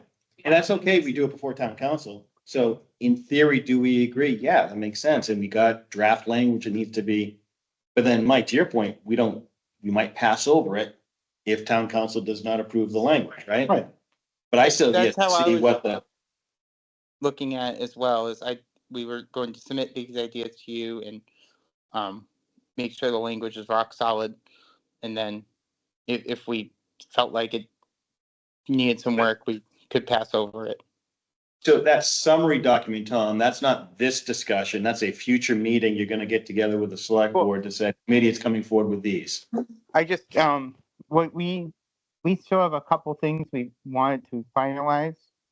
That's going on in the other meeting right now. And we're going to get the language that we want to go on the warrant as a final document for tomorrow. And so what is sorry, Tom, you're cutting out a little But bit. this says they're awaiting select board approval on those 4 items. I haven't seen anything in detail that would allow me to approve any. Well, I guess, Jeremy, what's our time frame for finalizing the warrant? Let me pull up a calendar. So in I order to was be able, told we could get final language to you for the end of this week, as long as, I just wanted to make sure the placeholders were there for these, so that, the placeholders are there. I want to finalize the warrant by the end of next, or by vote on the, I mean, I wanted to by the end of next week, but we moved our schedule. So by the 9th, we would vote on a finalized warrant on the 9th and then go to printing right after that. There's also, Mike, more items in this list, and it's using their internal categorization. So like to them, that means someday when they go and talk to select board as opposed yeah, to. So absolutely. if I look at that spreadsheet, Tom and Jason, I see e-voting at town meeting, office So, employment, town election. The ones Yeah. we want, the ones we were looking to get put in May, I've already sent to Jeremy for placeholders. And that Yeah. should be the going at town meeting, the office employment, the town election date, gender neutral, the fire department, and the wetlands protection bylaw. So the So if- wetlands protection I have on here, and I have detail from Isabella. I don't have the strong chief as far as I know. Yeah, well, That's we to me, that one. I didn't know that was that's coming. one we have to approve in our meeting before we send the language along to you. Yeah, That- because it was that's- actually the that's previous, game. it was the previous fire chief that switched from strong to weak. Right. So I think we were looking, so I was prepared today to talk, to speak to the three items that were put on the agenda. And I was going to speak to the actual things we were submitting for a town meeting on a future date, once the language was finalized, was my thought. Yeah, and so I'm sorry, I had a sidebar over here, Tom, I apologize, but Jeremy, I think the strong chief piece is not just the bylaw, but if our fire chief is suggesting this be changed, I would think the fire chief also needs to come before saying this is why it's important that we make this change, when apparently our last fire chief changed it. Like, why are we changing it back, type of thing, so we'd want to hear from Jason as well, I think. I will speak for myself. When I say we, that's incorrect. Me, I do. So you're looking for like low, medium, high, like t-shirt size things, like the clicker and the town election date. Those are like, let's just do them, but then that's a small category. Then there's like medium and large that really need to be addressed in a more direct Yeah, but way. even the electronic devices at town meeting to allow them, we do it today. So part of me says, what are we actually doing? Why are we codifying? Why codify it? The mechanism of town meeting describes how votes are counted, and it says that they need. It's housekeeping. Yeah. Yeah. So it specifically calls out the. Housekeeping works for me. Yeah. It's a practice we like. It needs to be updated Yeah. to include it. So Mike wants the bottom line on top. Because if we read the bylaws strictly. I get it. I get it. You'd be amazed at how few questions I will ask if I get the bottom line on top. Right. Do you know what that means, Tom? Blot? Like, have you heard that term before? Yeah, That just yeah. means No, come with the problem I- summary right on top. I submitted these for placeholders once I got finalized language. I was more prepared to talk about them with you. It's just that the three things I was talking about tonight were the three items on the agenda for the. Right, You got to keep us on track, Tom. but the, Yeah, so I'm Yes, more- you I'm are, definitely correct. prepared to have a much I more didn't bring that spreadsheet up. about any of these. We haven't finalized the language that we're actually passing along to pass, so I don't want to speak too much to them without the approval of my board. I mean, there's some that we've approved, such as the clicker one, but I don't want to speak about a bottom line suggestion for language on the strong chief until we So actually. for ABC on our agenda, you've addressed that with us, you've gotten your response, and so you're all set. Is that? Well, I don't wanna I'm hold you. absolutely happy to Right. talk about any of this stuff. I I have more stuff incoming for you, is what I'm saying. Yeah. I have Okay. more- So Tom, I'm wondering, can you, since we will be finalizing the warrant at our next meeting, could you, when you go back to your committee, could you ask for some, say, bullet points on each of these? Absolutely. share with us? absolutely. absolutely. I think that might be useful to have those, because those could be used at town meeting as well. So Absolutely. right now we have a placeholder for e-voting, deleting section 3.10, town election date, and gender neutral language on the entire bylaws. And then also separately the Wetlands Protection Act bylaw. So we've got those 5 placeholders. I We don't thought have I asked for one for the strong chief as well. I don't have remember one. seeing it. Yeah, and Right, well, I mean, let's put this, that's Jeremy, if it's in an email, then we add it, but if it's not an email, then the warrant's closed and we have to vote to reopen. Is that fair? no, it is an email. I missed it. It's in a March 13th email because it said 4 amendments have been approved by General Bylaw Review Committee. And then there's one for a strong fire chief placeholder after that. So I took that as just the 4. It's in an email and I should have added the 5th. At this point, I feel like that one warrants some discussion. yeah, I don't want to open to add that. I don't know if there's enough time. Personally, I look at of those top 4. I mean, electronic devices, changing the election date and, gender neutral is fine. I think, completely deleting that section, that one that I think it's too soon to do that. Certainly it's too soon to talk about changing, flip-flopping back from weak chief back to strong chief again. I think it's too soon for that. I think it feels like it's part of Jason's story though, in terms of the broader vision he has. Yes. To the fire department. I agree. I wanted to have a chance. Oh, I'm not saying we shouldn't, but I'm saying it's premature to put it on for the May warrant. I don't think we're gonna have need more than just April 9th. Yeah. Okay, so we should keep it to those 4 then, plus the 5th for the wetlands protection that's being done through the Concom as well. Is the expectation that we might address some of these at the special town meeting in the fall, or is the? Sure. Well, I think the idea is that while we go on our review, the other things that are on here, ideally we bring them back for the fall. Okay. So they will be, they can, right, we can continue to discuss them without this time pressure. Yeah. Time pressure. Exactly. And Mike, I think I'm pretty much in agreement with your feelings on those 4 as well.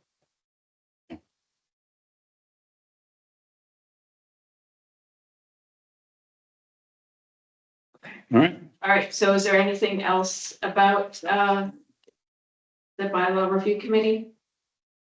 All set, Tom? I'm good. Okay, thank you for joining. Thanks, Tom. us. Thank you. Thank you. Okay. All right, so next up is the 9 declaration of surplus fire department equipment. Jeremy, can you walk us through that? Yeah, certainly. Let me scroll to that on my. So like we talked about before, things that had cost more than $50 originally required the town to surplus them. So the fire chief has three items: a 2001 Central States Heavy Rescue. So this was removed for service a little more than a year ago and replaced with a ladder truck. The department doesn't have use for it. District 7 may have use for it. So we'll surplus it and see what they're willing to pay, or other folks are willing to pay, kind of for scrap it. The 2003 Central States engine, it was replaced by the new engine due to frame issues. So it still holds some value on the used market. If someone, again, either wants to repair it or scrap it. But for our purposes, we've replaced it with a newer system. And year 2000 air cascade system. So it doesn't fill modern cylinders, and it doesn't have the replacement parts available. It doesn't have the pressurized capacity that a fire department needs, but something in a non-public safety, like a dive shop, paintball shop sort of thing, would be willing to use it. So these are 3 things that the fire department would like to surplus, would like to try to sell on whatever secondary market, and are they're no longer relevant to fire department operations. Okay, Yeah. thank you. Wherewithal. I move to declare the 2001 Central States Heavy Rescue 2003 Central States Engine and the 2000 Air Cascade System as surplus fire department equipment. Second, Any discussion? I just want to say that 2000 not being modern makes me feel old. Any further discussion? Anyone else feel old from that date? All right, all in favor? Aye. Opposed? Great, thank you. All right, then 10 is the regional dispatch update. Again, Jeremy. Yeah, I Is talked it- to Well, yeah, Chief Kersey's here as well to fill in as well. So Wednesday, March 5th, the Board of Directors of the MEC, which is to remind folks, the Metacomment Emergency Communication Center, it's our regional dispatch, met to talk about a number of things, including the budget, but principally discussions with SEMREC, the Southeastern Massachusetts Emergency Communication Center, which is Foxborough, Mansfield, Easton, Norton. So Chief Kersey was there as well. So talked about some of the issues for a merger. So generally the genesis behind the merger is, operational efficiencies. We garnered that by going regional to begin with, and then increased regionalization, we can get that a little bit more. The market for dispatchers is tough. We're kind of fighting against other dispatch agencies, and to be able to have a larger dispatch agency, offer competitive wages, kind of lower overall staffing requirements, kind of makes sense for a lot of people, and their state 911 funds to be able to do it. 911 was also at the meeting. So talked about a number of things. The board came out with a joint statement, which was in your packets. So things like operational consistency in order to be able to continue to operate dark stations, because for us that's kind of a non-starter if we can't do that. What the governance structure looks like, what the funding and assessment structure looks like, and then what how we offer positions to current folks, how we fill them if there's an oversubscription or an undersubscription. So just kind of technical things. I think generally boards are both organizations are working towards the same end, and it's my anticipation that we'll get there. There are kinks to be ironed out, some big ones, but it's my anticipation that within the next 3 to 5 years, we'll be able to see a merger between the two. So the board voted unanimously to direct the interim director, Mr. Bill Keegan, to return in April with a draft intergovernmental agreement for discussion. So we're moving forward with that. And then we discussed deadlines for the state 911 application. So we talked about as part of Chief Kersey's budget discussion, and then later when we were talking about spacers for the budget, about how we're going to see increases, our assessment is capped by the MEC right now. So we're going to see increases in out years. This merger with SEMREC has too many variables to say what those sorts of things will be, but we wouldn't move forward without an anticipated cost savings. So those future year increases hopefully will be mitigated by this possible merger with SEMREC.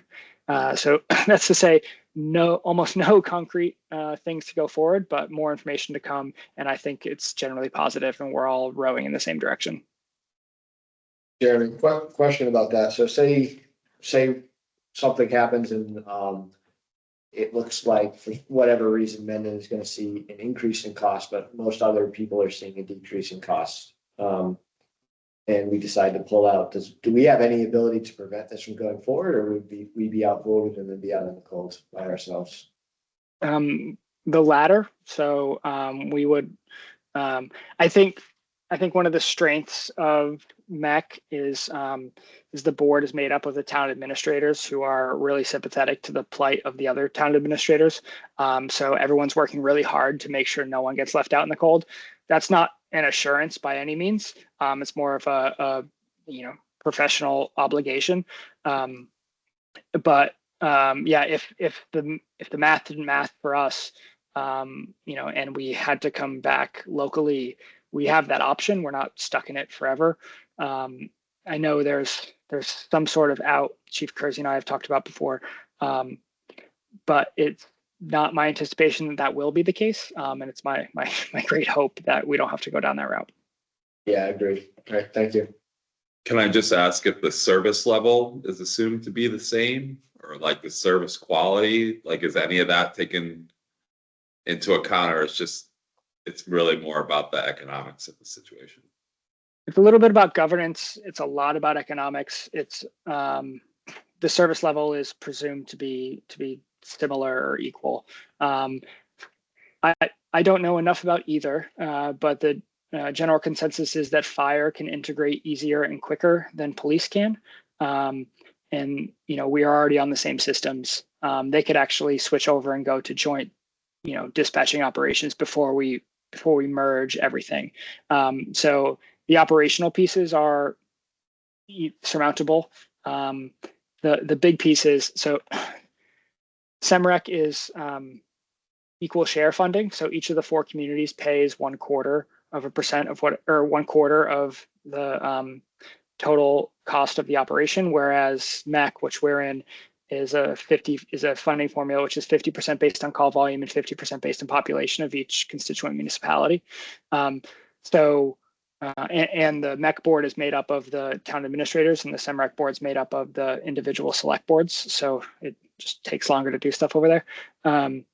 And so getting that economics together and getting what the future board would look like, how many representatives from which current configuration, and how that special act or legislation looks like in terms of who's on the actual board.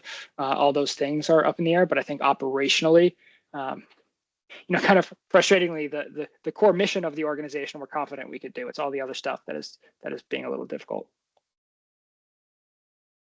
Okay. I let Chief Kersey chime into this, but my personal experience is that the more regionalization, the more members of it, actually the service level goes up, particularly if there's some kind of mass casualty event or some situation where you have, multiple organizations that are all working in together. You have more bodies in the dispatch area that can actually handle the volume of calls and dispatch things appropriately so they get things moving. I think it's actually better. The service is better, but. Chief Cozy, do you want to weigh in there also? Yeah, absolutely. You're going to get a better service. We're the only ones in the country who do this, in New England. Everywhere else, I mean, there's dispatch centers the size of Massachusetts and other states. So, and it's a better service. It's more efficient. As Jeremy said, the only thing we're going to really come up against, and hopefully they can resolve it, is the dark station issue.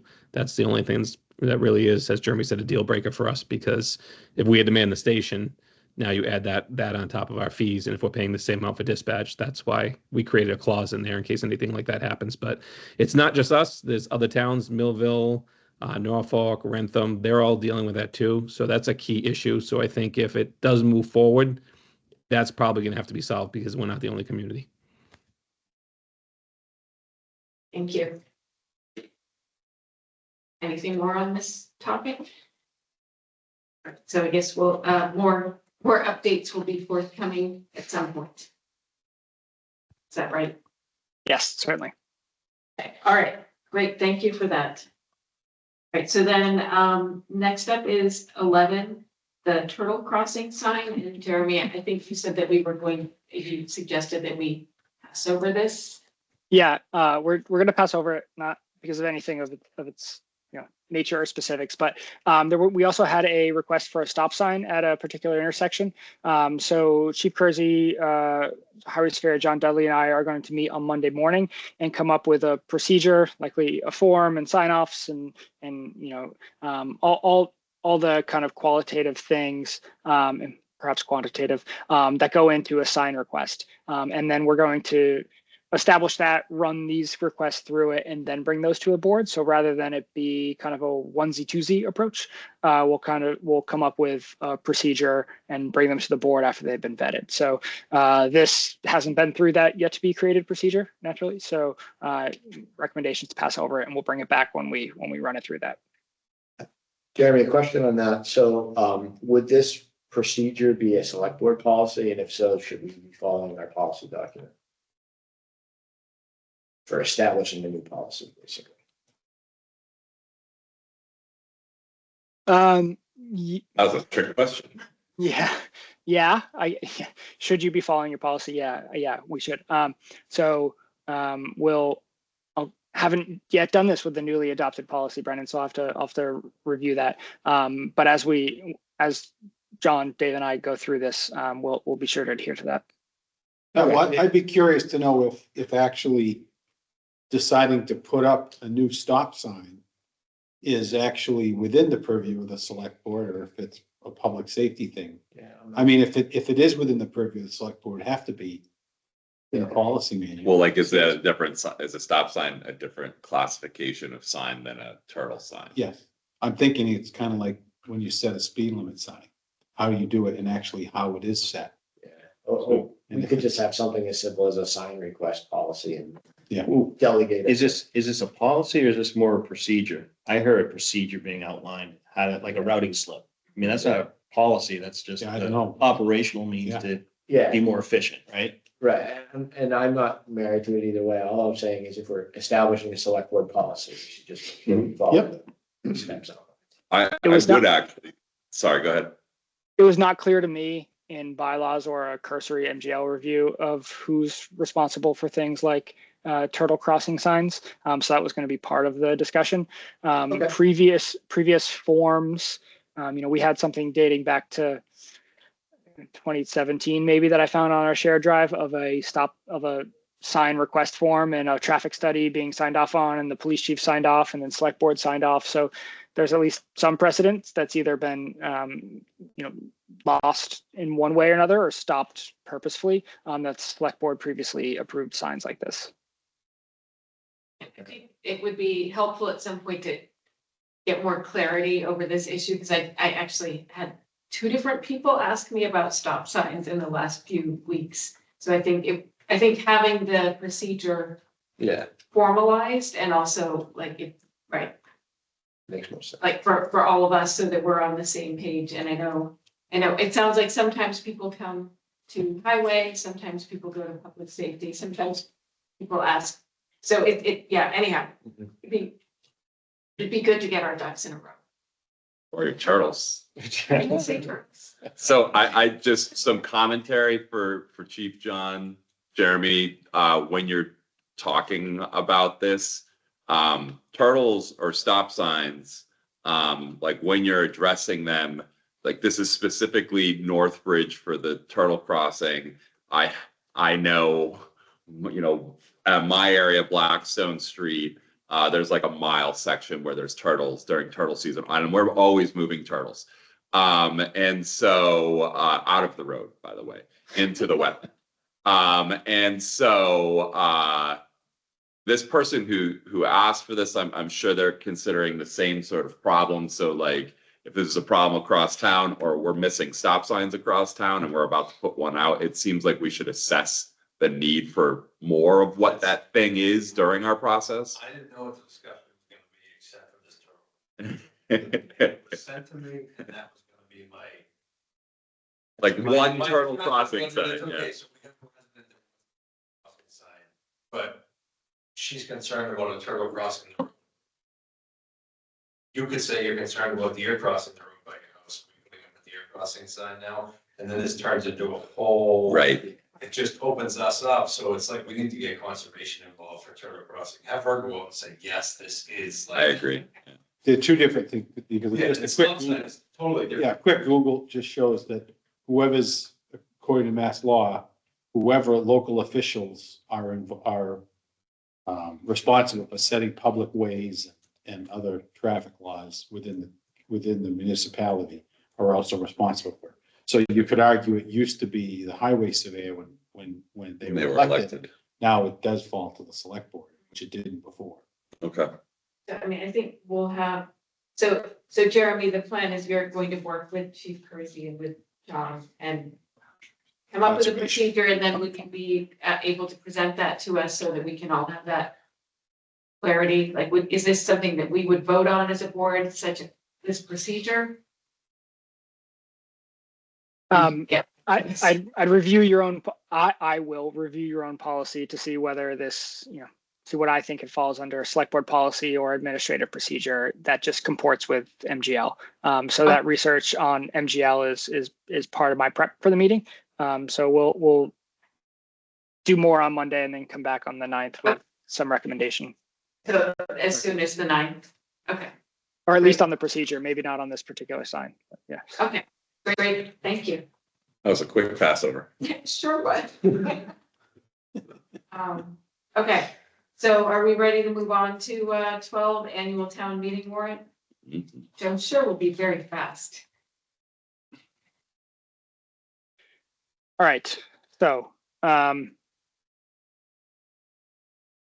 Katie and I sat down and went through, and we'll do this with the moderator as well on what we think can or should be on a consent agenda. We have a lot of housekeeping stuff up front. Anything's out of order, without a funding source, fixing salaries. Bills of a prior year, accepting Chapter 90, national opioid settlement, select board assessing or accepting $0 easements, which is something we did in the fall. 5-year land use program, which we had a public hearing with no comment on. Police station debt from CPA, which we do every year. And then how CPA funds are put together. This one will require a little bit of maybe pre-education, but new garage doors for the fire department. So confirmed with accounting today that we have $414,000 in free cash right now, which was more than I anticipated. There was some accounting reclass that added a little bit to it that I wasn't anticipating. So the fire department doors are kind of an immediate capital need. I'm not sure if this is suitable for the consent agenda. I'll talk to the moderator, but using community preservation account funds to fund affordable housing coordinator position, which is, we'll take out part-time, which is $20,000, and will reduce the amount necessary on the general fund.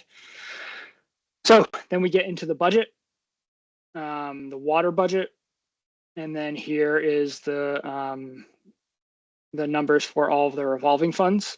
The parks is the only one that is changed from what annual town meeting in 2024 was, and I adjusted it for the number that you voted on earlier today.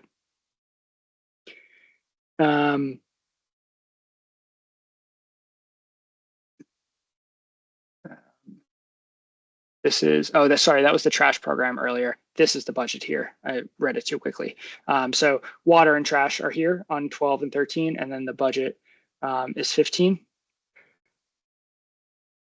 Did you say that you put the budget, the annual budget as Article 15? So these all seemed more housekeeping like issues. And so these are all consent agenda items. So really it would be, it would, both 12 and 13 are budget items, 12, 13, and 14 are budget items. So really the first 4 items not on the consent agenda are all budget items. But the budget itself, it should be the first one of those 4 items. Normally it's we talk about having a balanced budget. Is what Articles 1 and 2 are, and then because one of them is usually to set salaries of elected officials. One of them we have to have a balanced budget, and then 3 is the budget. So Chairman, let me ask you a question. I see the highway doors, right? Are you saying that that's the fire? Yeah, the fire doors. You think that can be part of a consent calendar? It was my experience with special town meeting that we put much larger free cash items on a consent calendar and move forward with them. So yeah, it was my. That would be different than our past practice. So you may get pushback on that one. Like people, the more we put in the consent calendar, I'm okay with, but singular purchases like that, I think people tend to. I would shy away from putting the fire doors on a consent calendar, I would also shy away from putting, the housing coordinator as a full-time position in consent calendar. I think that deserves some explanation of its own. Yeah, it's the same amount of money that they spent on an affordable housing coordinator last year. It's just that we're spending it on a different person this year. Right, well, but I think it was it was not part of the calendar last year. It would have been a standalone, I think. Was there a consent agenda at the annual town meeting? Yes. And it's All right, that- literally like the annual stuff that never changes. Yeah. But any specific dollar appropriations for a specific capital or person need, we talk through. It would be things like the cyclical, assessors cyclical fees and things that we do every year the same way that Which it is changes. number 17. Yeah, like the cyclical appropriation, that was part of consent calendar. Because we do the same thing every year and it's budgeted every year the same way. So that's interesting to me in that that is inside 2.5. It takes away from the amount available for the general fund budget. And it's an amount that's just recommended to the select board by the Board of Assessors without really a lot of critical discussion on. Well, the reason being is that it was done that way many years and it's normally discussed throughout the year, so it's well understood. But I'm not telling you how to do it. I'm just giving you some historical background. That's all. Only we had a member of the Board of Assessors. Well, I mean, I would We've been here for a while. double check, make sure those were in the consent calendar. I'm not absolutely. Yeah, I sure. don't know. But I know that any sort of one-time capital purchases, Jeremy, tend to be pulled out and after the budget. And the any CPC articles tend to go together, so Ann stands up once. Mhm. Okay. We put a lot of capital in the consent agenda in the fall, which is what I was keying off of. And at least from the, Yeah, And I think that worked. it did, although it felt like that was a somewhat unusual one because we had so much free cash. But I think it was an unusual decision to have so much. That was the first time we did something like Yeah. that, but it worked. It did. Yeah, they only pulled the sweeper out. Right, the $300,000 Yeah, item was and too everybody, much. and to that point, you can put a hold on any of it, right? So That's true. I'm gonna go back on what I said, Jeremy. The more we put in the consent calendar and let people call it out for specific discussion. No, I mean, that's actually a good thing because there's some bigger things here that we're gonna talk about, right? Well, before we go and reverse our stance, what are we afraid of by bundling those into the consent calendar in the first place?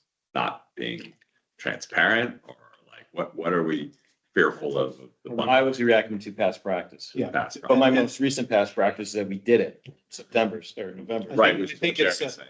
I think it's the appearance of trying to, ram things through Okay. without having an airing.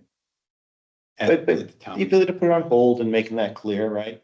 Right. You're not giving people a chance to talk about it. You're just saying, we're being efficient. It's the town moderator who decides what's on the Right. consent calendar, right? Yeah. With town council's advice. yeah, so I was trying to put Council. the possible consent agenda ones together because in the fall, what was at least a little confused, right? We bounced around. We were like 6, 7, 19, 32. And then when we got to them on the agenda, it was, oh, wait, we already passed this over. So I was trying to condense all the consent calendar agendas to the same part of the warrant. That's a good So idea. 15 It did make it No. a little harder to follow along. So- Well, normally though, we would, like I said, we do articles 1, 2, and 3 first, and then go into the consent calendar after that. I think you're suggesting do the consent calendar up front and then start tackling everything else. Is that right? Yeah, to just say, I guess I had one outside the consent calendar, just a consent agenda, just to say, we have to have a balanced budget and then do the consent agenda and then get into the budget. That's cool. Well, as long as it's explained to everybody, because it would be a change, that's all. For those people who did not attend special town meeting. And my suggestion, I'm sure it'll happen, that the entire finance committee be apprised of that ahead of time. Yeah, oh, that's double, like double plus one that. Right. Accentuating the plus one. Yes, accentuating the plus one.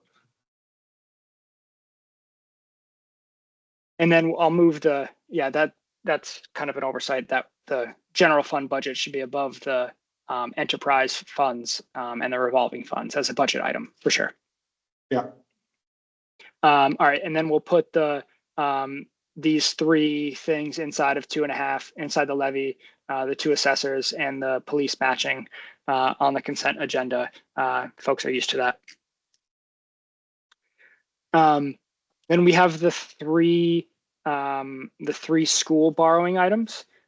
So this language, as folks know, on Article 19, since that's a MSBA program, that language is really prescribed as to what should be in the warrant. And on the ballot question, Articles 20 and 21, that's the facilities and the athletic debt. The school has requested that this be the order in which they appear on both the ballot and the warrant. So that's what we have here. Articles 20 and 21, both are all the motion, or sorry, the article, the motion, and the language have been suggested to us by the school's bond council, but of course have also been sent to our town council to review for their input. Article 22 comes from planning. There's a flood hazard overlay district. We have a redlined version of that article from current assistant town planner Dylan Lindholm. That's been sent to town council for suggested language for the article. So we can't just say, amend Article 5, Section 5. We have to give sufficient warning to residents as to what it is we're doing. So I don't know enough about flood hazard overlay districts to reasonably do that. So that's with town council right now. All right, my screen I just snapped my screen incorrectly. Same with age restricted mixed use overlay district. We have that language here, but making sure it's from planning, making sure that this is sufficient warning for the residents. This is from CPC, and should any other CPC not be on the consent agenda, we'll make sure that they're together. That there is a portion of the MURSD field work that could be funded with CPA funds in conjunction with Upton CPA funds. So much of that, much of that will not be completed in fiscal 26. So we'll likely see kind of like the police station debt earlier, that will likely see a yearly article to support that debt from CPA funds. Jeremy, on that particular item, do we need to, there's other capital work in the school's plan that's ADA specific that could be eligible for CPC funds as well. Should we generalize that language in a way that allows them to, you know what I mean? I just think that, they're going to do ramp work, stuff like that to make the building, Misco ADA accessible. I'm okay. Leave it to field. I'm okay with that. Is CPC okay with that? I can't imagine CPC would be against that. I can send Ian a note. We're gonna need specifics for the April meeting anyway. When is that? Is that Usually before- like the first Tuesday in April. So is that before April 9th? That would be April 2nd. Yeah. Yeah, the first. First. Right. I got detailed numbers from the school today that I shared with you all this afternoon. So both the Upton town manager and I had some questions on the literal arithmetic in there. So we're going to refine that, and then I'll send it to CPC for that April 1st meeting. So Jeremy, are you comfortable, you and Joe comfortable that you understand which line items are eligible? Or do we need to sit down? Cause I'd want Mendon and Upton, CPC, and town Allocate the managers same to way. be firm on which ones we think we can allocate CPC funds to. Not right now. I have to do the exercise of going through. The issue I have here is I don't know the school's borrowing schedule. So with the police station, we know what we owe in fiscal 26. So we have a debt schedule, principal and interest, and we can pay part of that through CPC. I don't know what the schools are going to borrow and when and for what projects, and their ability to account for and then associate to each town what their share of a particular project debt is a really convoluted exercise, not convoluted, a really painstaking exercise. And I really don't think in fiscal 26 there's going to be a lot of it. So I don't quite know how to get to what the number will be until the debt's actually borrowed. So I'm not quite. Do we allocate just a safe number, make it available? Up to X, yeah. Yeah. And then we can vote it back in once we get details and vote it back out every year, you know what I mean?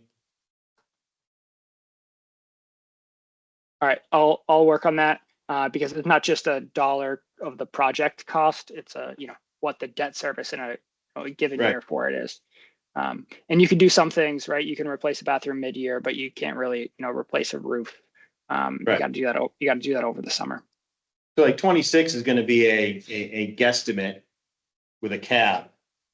Outgoing years will be better once they have their plans in place. We'll have better understanding what the debt schedule is. Yeah, 27 will also be a little slippery, but dialed in a little bit more. It probably won't be until 28 that there's a real number. Okay. And then just to give the same caveat that Jay Beyer gave when he was here talking, that each year the assessment for debt will vary based upon that town's enrollment in the area in which the associated project is located. So if Clough enrollment goes way, or Clough enrollment goes way up, and then our enrollment at Nipmuc goes way down, we'll see a different number each year. So we could be doing up to a number every year, a safe number, and then voting it back to CPC as needed, right? Yeah, we'll be closer in the out years because we're not going to see those huge swings that we, will right now. So the next 2 years will be estimated guesses, and then we'll be a bit more educated as we get in the out years. From a discussion, early parts of the budget discussion, there's a placeholder on here for an operational override. What I have taken from everything that we've talked about is that we're not looking to do that for Mendon in fiscal 26, but I have it on here because we talked about it as a placeholder. When we finalize the warrant on Wednesday, I plan to remove this for presentation unless there's any objection from the board. We even talked about it last time. Mike? Yeah, I didn't put it on. I'd be okay removing it, Jeremy, my personal opinion, at this time, yes.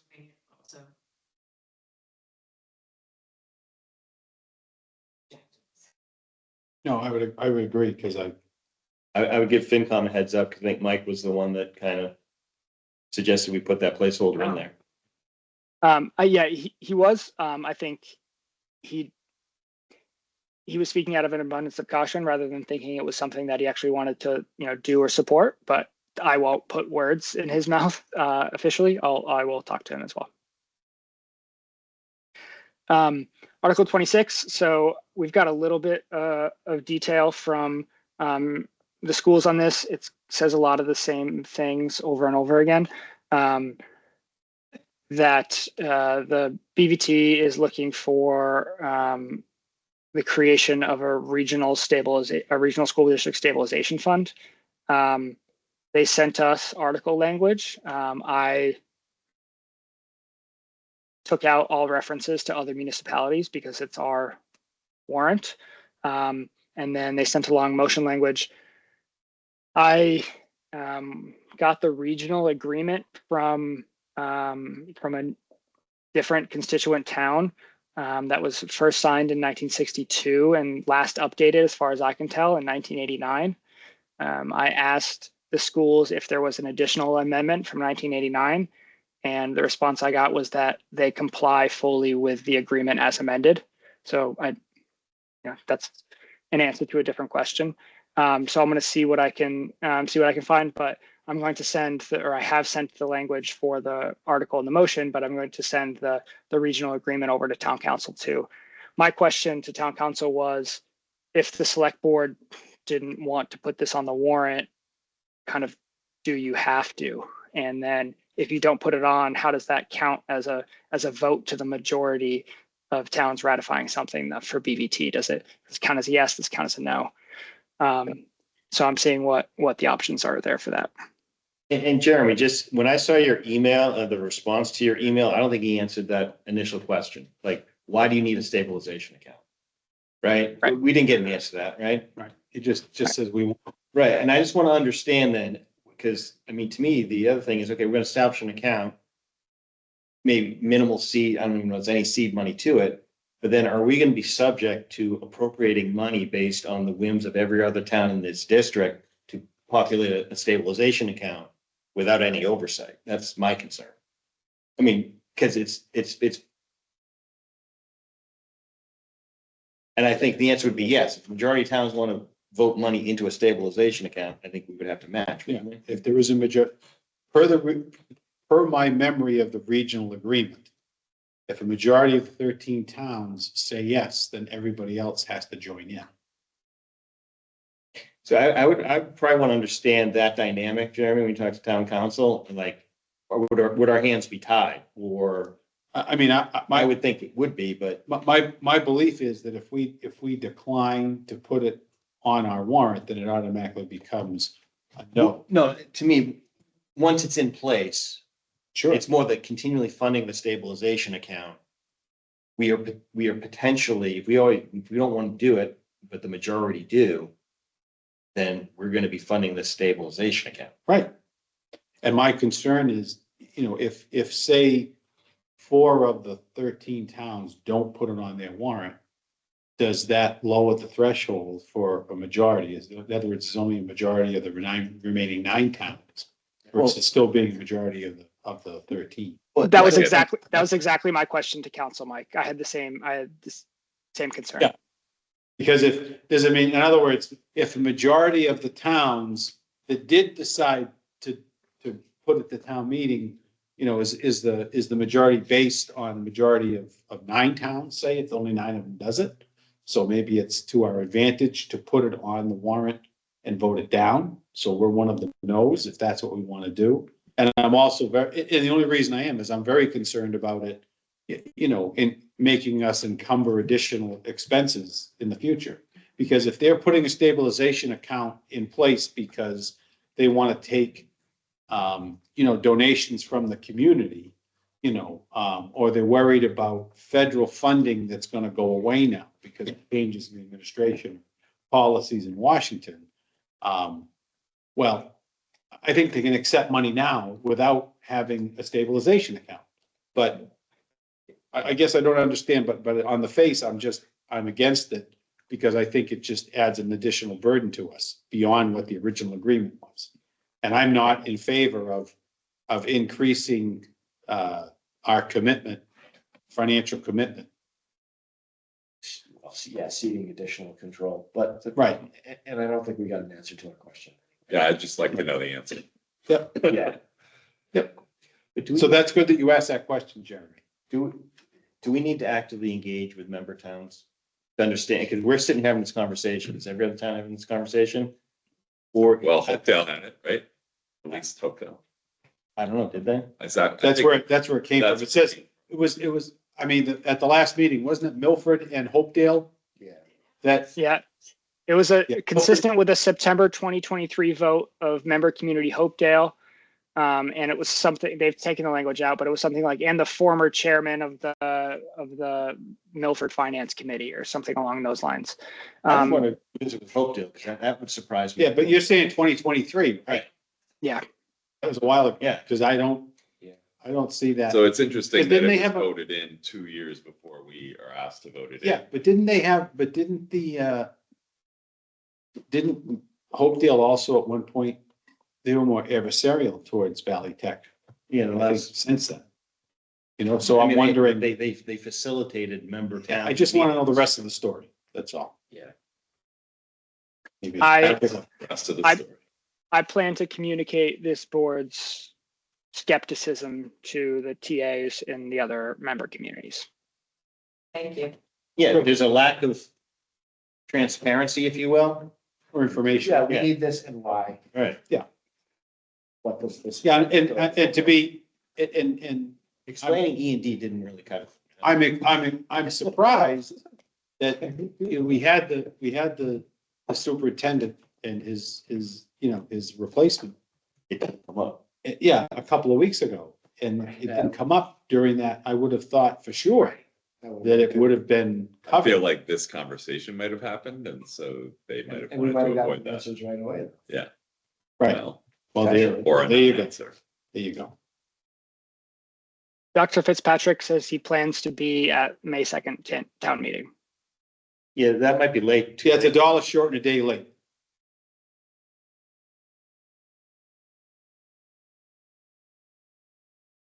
Maybe I'll call him and tell him that. I would be curious to understand what the other towns are thinking about, Jeremy. Well, or if even other towns were asked to put this on their warrant at all. All right, like, yeah, that's also very, how many towns were asked to do this? Well, it would have to be in order for it to be effective. Well, right, but why would have they have voted on it 2 years ago and Hopedale not populated it to other towns? Why are they asking this town now? Are they asking all the towns now? And why did they ask it previously? Yeah. Was it on their own accord or were they asked to do it? Like, that's all.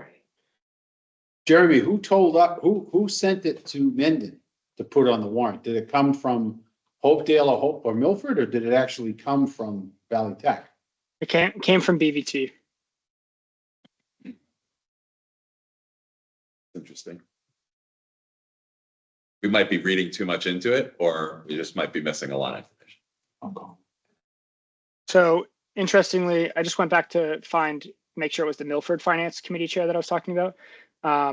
And the original article language that they sent said, as previously voted by the member community of Hopedale on May 21st, 2024. And then the article language they sent most recently, a few days ago, said, consistent with the September 14th, 2023 vote of BVT and member community Hopedale. So it's unclear to me to what they're referring because they've used two different dates and two different phrasings. Okay.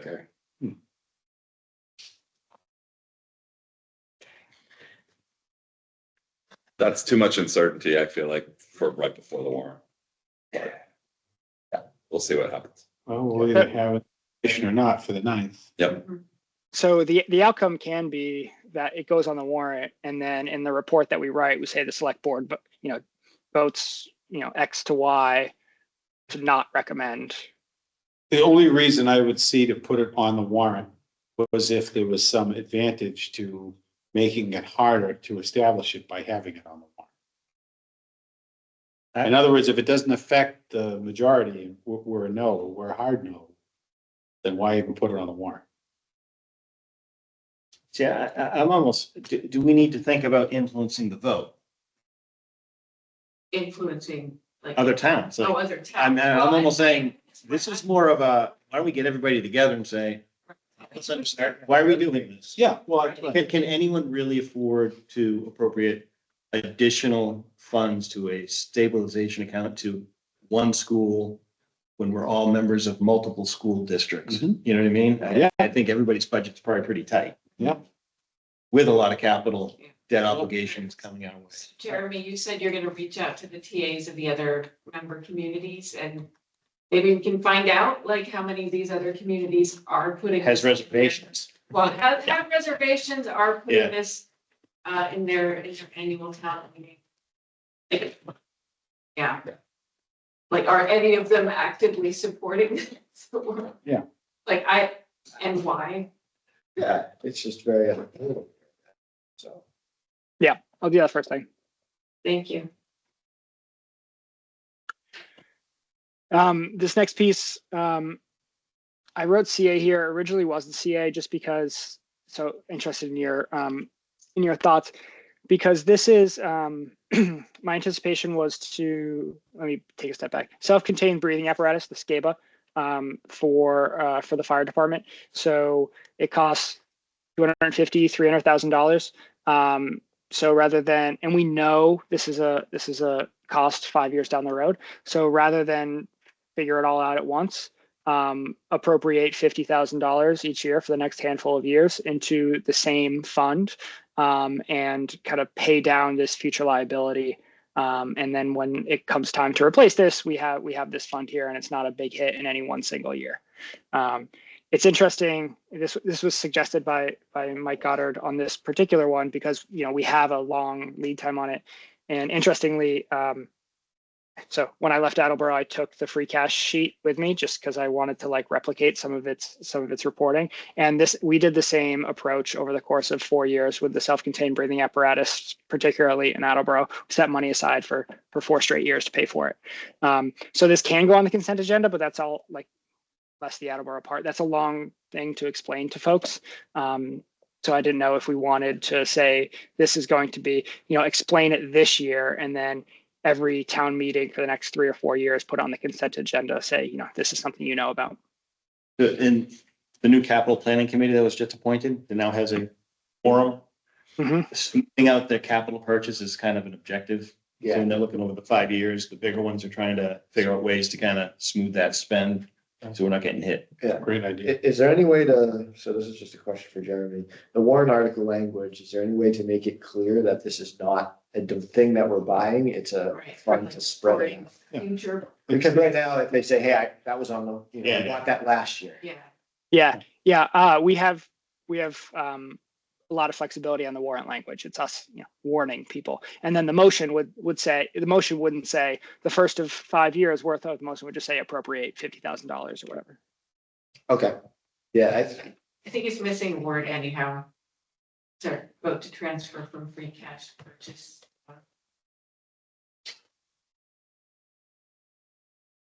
Future purchase, I like that.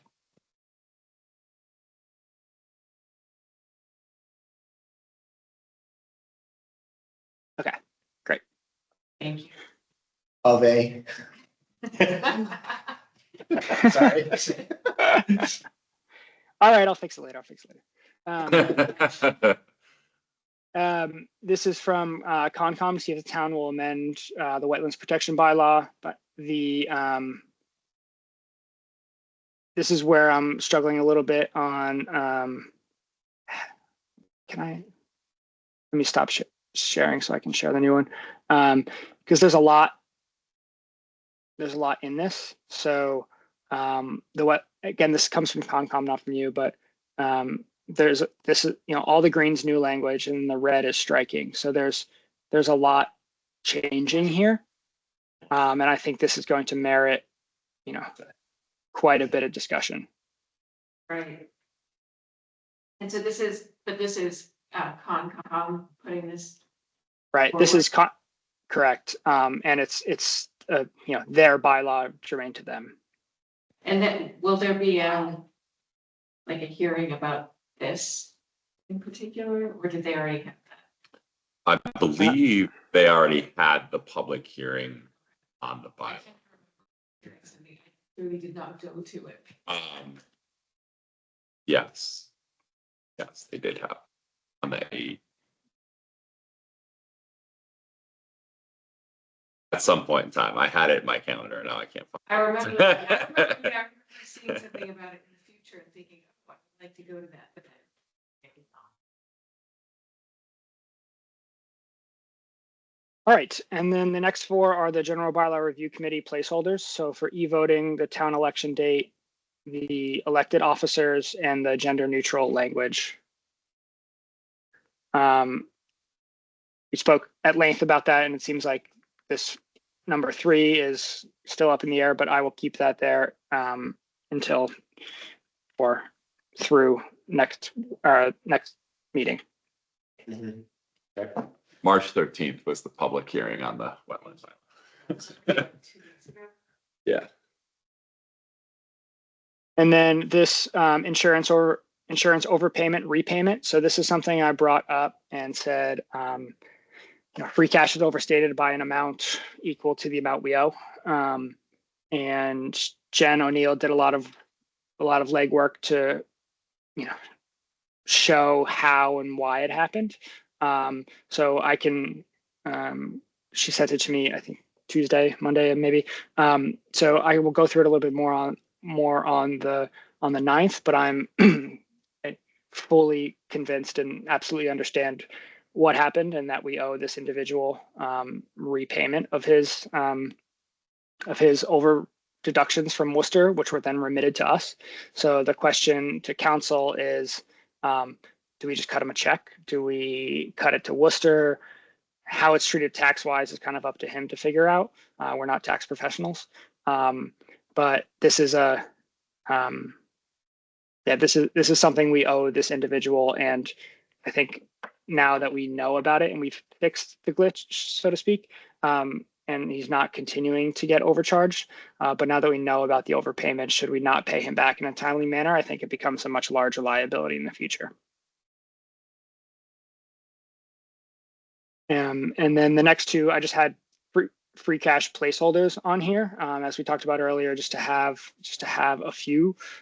So that's what do we spend? 110, 128. So there's 290, give or take, in free cash available that we can, which is a similar amount after annual town meeting in 2024, that can be just rolled into the free cash in the fall, or the board can talk about, appropriate into stabilization, appropriate into a fund specific for, future school needs. If $500,000 in IDEA Fund 240 doesn't come through for fiscal 26, there's going to be a huge hole for the school department. So that's another variable here for our $200 and some $1,000. How much do we have in stabilization? We started at like just over 400. 1 point stabilization. We've got like 1.5 million. We crossed the 6% threshold, didn't we? Yeah. So 10% would be 2.4. So 5% would be 1.2. So yeah. Snow and ice with free cash, is that part of the consent calendar? I missed that one. No, that's a 100% miss from me. That needs to be on here. We talked about it and it didn't get onto the warrant. And that was on. We don't know if it's gonna be free cash or if we're gonna put it on the recap, right? We balanced the budget without putting it on the recap. So the budget we voted last week did not include a snow and ice deficit. Jeremy, just to touch on that snow and ice, we still have to pay out the contractors that incentive that we talked about. Yep. So that's going to be added on to that. Yeah. So we need to close out the snow and ice program.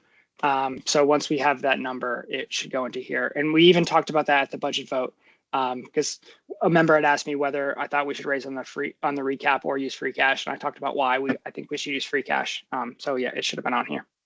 But do we have to use free cash twice? The whole program is the cost that we would be voting on, right? So we don't need to put in that additional incentive piece as a separate.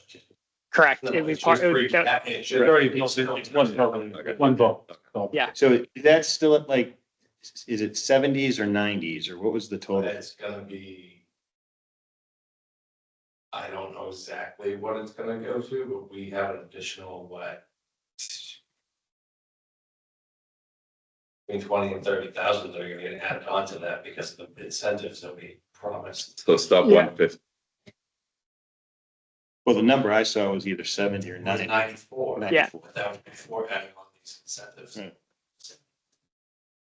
Yeah. So we're at low 100s. I can get you exact numbers. No, Yeah, I I mean- would be there, so that's cool. Yeah, we will. I have in my mind to close out snow and ice, April 1st. That's kind of my demarcation. So I'm always hesitant to do it. Goes on April 2nd. Second, we're gonna be using it. Well, April Fool's storm, right? That was recent. If we get to April 1st, that's usually when we start looking at where. I noticed all the plows lined up in the parking I was like, do I do that? lot. They're still available. Yeah. They're just out of the building.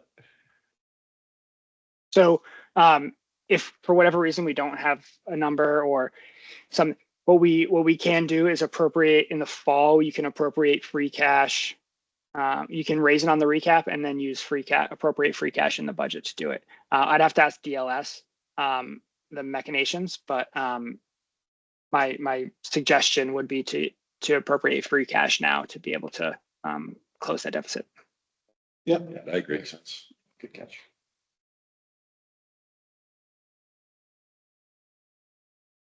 Well, it's a good thing we had all that extra free cash.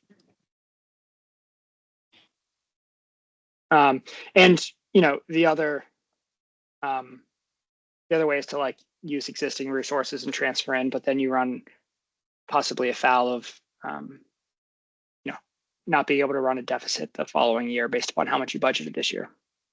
Yeah, exactly. I would put snow and ice into the consent calendar though. I think it's a fairly standard thing. I agree. And had we had it on here initially, we would have. Yeah.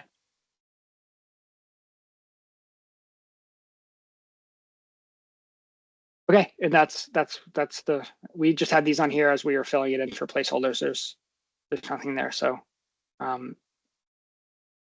that's the extent. Can I just ask as a little follow-up to the snow and ice program, did the incentives do their job? Do you think they worked? I'll let you know next year. Good.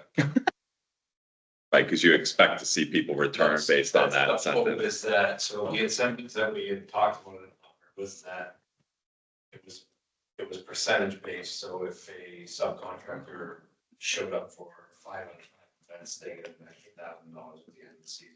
Right. Additional for 3 out of 5, they get 600.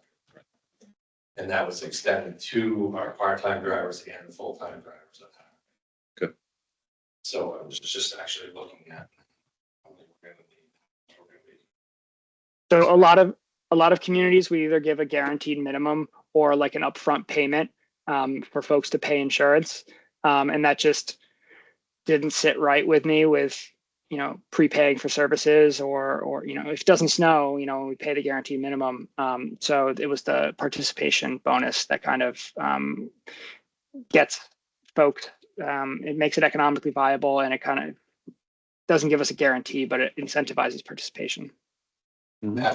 So 20,000. Who is eligible for an incentive for plowing? Which parties? Returning people. So essentially, go ahead, John. No, you. Go ahead. So, we instead of raising rates, instead of giving guaranteed minimums, instead of giving sign-on bonuses, in order to make sure folks participated in the program, it's really difficult to find contracted snow plow drivers. We said, based upon your participation in the program, how many times you show up as a percentage of how many times we call you, you'll be eligible for this bonus. So you've got contractors. I heard part-time drivers. Part-time drivers, so we have like Bill Kessler. Yeah. Right. And then the full-time employees as well. We're incentivizing our full-time employees to. And that was a discussion. Plus overtime. Started this, right? Yeah. So it kind of, it treats them the same as contractors, because the contractors are also getting their rate. But they're not getting benefits. I'm Yeah. just saying, it's okay. We did talk this through in the fall. This board. I don't remember everything we said, but I don't ever. That's fine. I mean, it's done. But this is a precedent thing for if we're ever going to incentivize across the municipality to do their job. we're setting a precedent here. You realize that, right? I mean, it's their job to drive the snowplows. It's full-time employees at a rate that they're paid, plus overtime, plus weekends, plus benefits. They're not contractors, so they've got additional benefits to do this work. You know what I mean? So I may have missed it.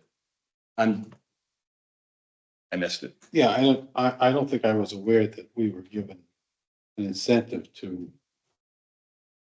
full-time employees above and beyond whatever it's already in the union contract. It's done. Yeah, it's done. It's done for this season. We can discuss it in more and make sure everybody's on board with the entirety of the program before we do it again. In terms of setting precedent, we did it 1 year. It doesn't mean we have to do it the next year. It's not. You're right. It's not contractual.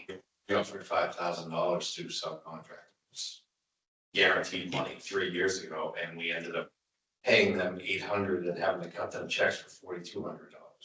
Right. I mean, Yep. I remember that. Yep.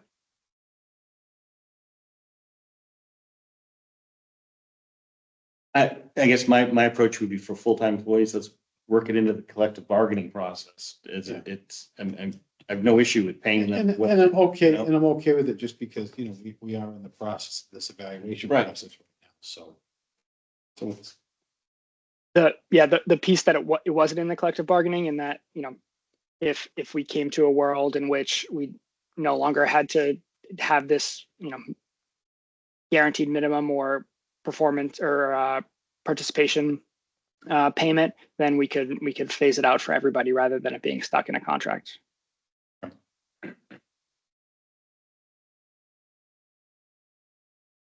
But that was the last item on the warrant. All right, so then, should we move on to town administrator report? Yeah, sure. So this week's a payroll week. Folks get paid tomorrow, but that means it's also the first week of a bi-weekly payroll period, and we are now 3 days into 4 days for folks to start on Sunday. Online time and attendance reporting. So we're definitely going to have some kinks to iron out, but folks have been going in and entering their time. Some folks have pre-populated schedules. Other ones enter their time where they start and they stop based upon their work type and their compensation type. And then this is where we request time off. This is where you see your accrual balances. This is where supervisors approve timesheets. So as I said before, there are some departments where the sheet that made it, or the data that made it into payroll, had been entered 3 different times by the employee, by clerical, and then by payroll. So we're avoiding all of those touch points, and then having folks, I can see a calendar of when people have asked to take off, and like the highway surveyor can, rather than have on his board there handwritten, can see a calendar of when folks are going to take off. So I know this was something that the board had talked about even before I started. So I know Jen's on now, so I want to thank her for her efforts, and Tracy Accardi, the treasurer collector, is going to be taking over payroll. I've worked really hard. I've been part of it, but the two of them have, done a lot of the decision making and the idea construction on how this is going to look. So I'm excited the town's move towards that. Great. Awesome. The senior worker program, the senior tax abatement program, is currently paused. So the select board sets the parameters of this program, where how many, what the rate is and what the individual cap, how much you can make is. But the overall budget for the program is paid out of the surplus from, or paid out of what's commonly referred to as overlay. And we have just about hit the cap on what that budget is that's set by the Board of Assessors. So I have asked the principal assessor to set up a meeting with the Board of Assessors to determine if there's a surplus available within overlay in the current fiscal year to be able to increase the yearly cap from 15,000 to 20,000. So I'm waiting to hear back on that. But right now, the senior worker program with folks in manning desks and doing tasks for departments around town it's currently paused. Do you have a sense what the impact is? Do I have a sense of what the impact is? Yeah, what's not getting done now that it's on pause? A lot of it was either coverage, so for one officer or another to have someone being covered. There was a lot of filing. There was a lot of I know this office, my office, this board used up the whole of one individual's time to do minutes, and that was the second year in a row someone's done that. So a lot of it, none of the statutory requirements and none of the core duties are not getting done. It's the kind of organizational. I wouldn't even. Okay. I don't want to call them nice to haves because they're stuff that we kind of can and should be doing and are doing. But it's not like we're not registering payments to the ledger or something. And I don't know if the town clerks. I know the town clerk's office sometimes has senior workers in there, so like I know we've got busy season coming up with the election coming up. So it'd be nice to be able to unpause that. But all the appropriate department heads are aware of the situation, so they're planning accordingly. They are aware, and they were made aware, but right before we paused it, so they can plan accordingly. Yeah. And that cap is associated with our fiscal year. Yes. So then, presumably if there is no change to the status, it would unpause on July 1. Correct. The select board increased the individual cap from I believe 1,000 to 1,500 within the past handful of fiscal years. I don't know exactly, but the overall budget was not raised in accordance with that. So it was now the same amount of money is being paid out to fewer people.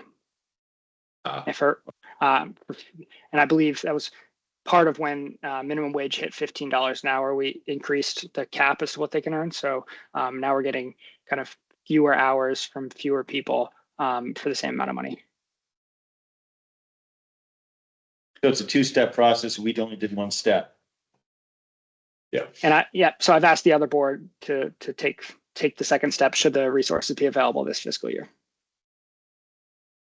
And Senior Service Director Amy Wilson-Kent is, confident that $5,000 gets them there for the remainder of the year, right? Where if she spent 15 through now, and we're ending the end of Q3, another 5,000 would allow us to do the same level of service throughout the end of the fiscal year.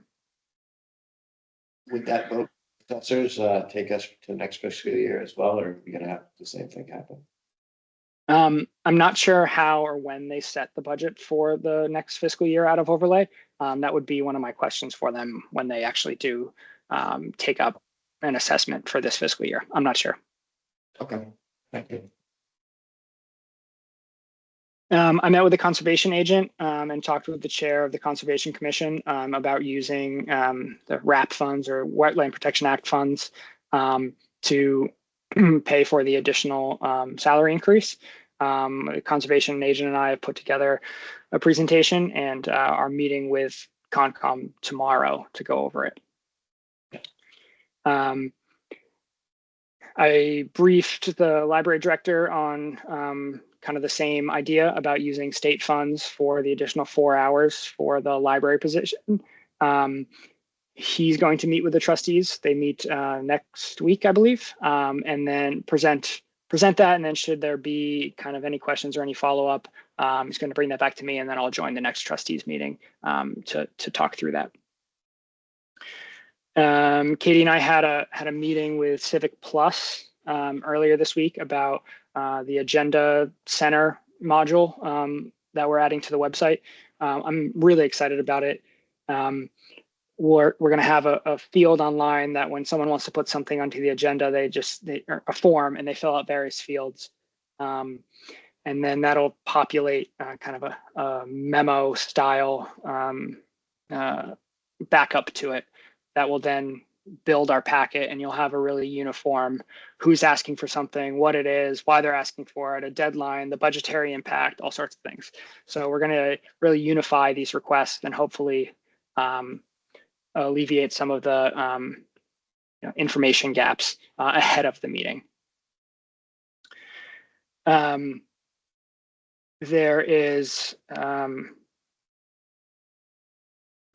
my gosh. So I had this on town meeting or town administrator report, and it should have been in the warrant discussion.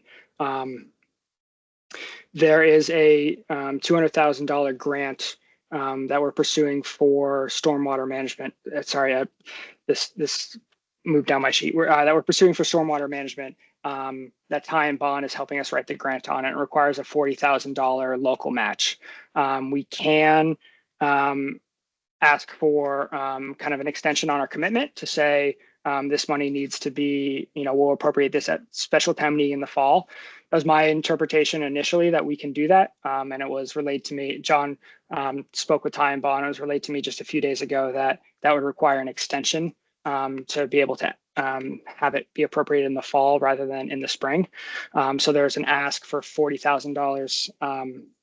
I gotta jump in there, Jeremy, because I just sent you an email. All the conversations I had with Ty and Bond were that it was 40,000. But if I just read over this grant, and we actually have to put up the $200,000 upfront and get reimbursed. Is it from free cash? That would be the rest of. I mean, it's, yes, what do we got? I feel like we chewed through free cash. Yeah. Yeah. Didn't I hear it was like 297 or something, right? So. Right, And after you pay for snow so and then you ice, pay for snow and ice, you get Yeah. less than 200 Yep. left. if we pay snow and ice that way. Yeah, you're good to-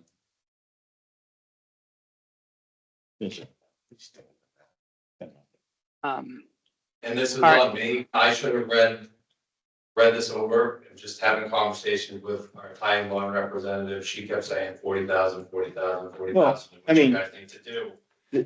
If it's 200,000, I would recommend taking from stabilization. We need to.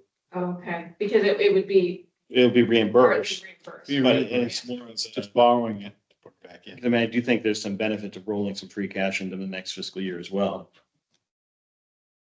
We're just borrowing. Yeah. Sorry, I'm just looking at John's email now. But, I mean, we got the warrant article. We can figure out the source of the funding. I mean, I think we need to do this, right? I mean, this is. We don't want to let Yeah. a grant. We can't pass up. Yeah, leave 80% of a project on the table. As a place like. All right. Well, All right.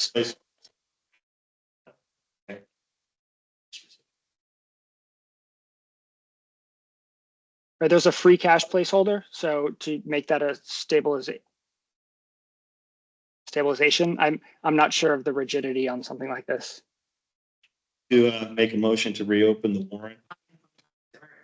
No, like right now, so we can add a placeholder for stabilization. So we just add Or do we have to do another, that? I would add another article in the warranty for a placeholder for stabilization. Well, I mean, I guess, that's a question, like, point of order. If we want to reopen the warrant, Jeremy, what would be the best time to do it? Yeah, I mean, you can do it in one, you can open and close it. I'm familiar with other towns opening and closing it on the same night. Okay, well, so we're to some extent, we're returning to like the agenda item, the annual town meeting warrant. Yeah, that, I had them written next to each other. I meant to bring it up during the warrant. That's my fault. That's okay. So we can. So did you actually? So if there's a did motion you on the make floor, I'll motion? second. Did you make the? I made the motion that we reopen the annual town meeting warrant. And Mike seconded it. Okay, Correct. okay, great, okay. Any discussion on this? Are we all in agreement that stabilization is the way to go? Well, that's for discussion. Well, so is there any advantage to having it all be from stabilization?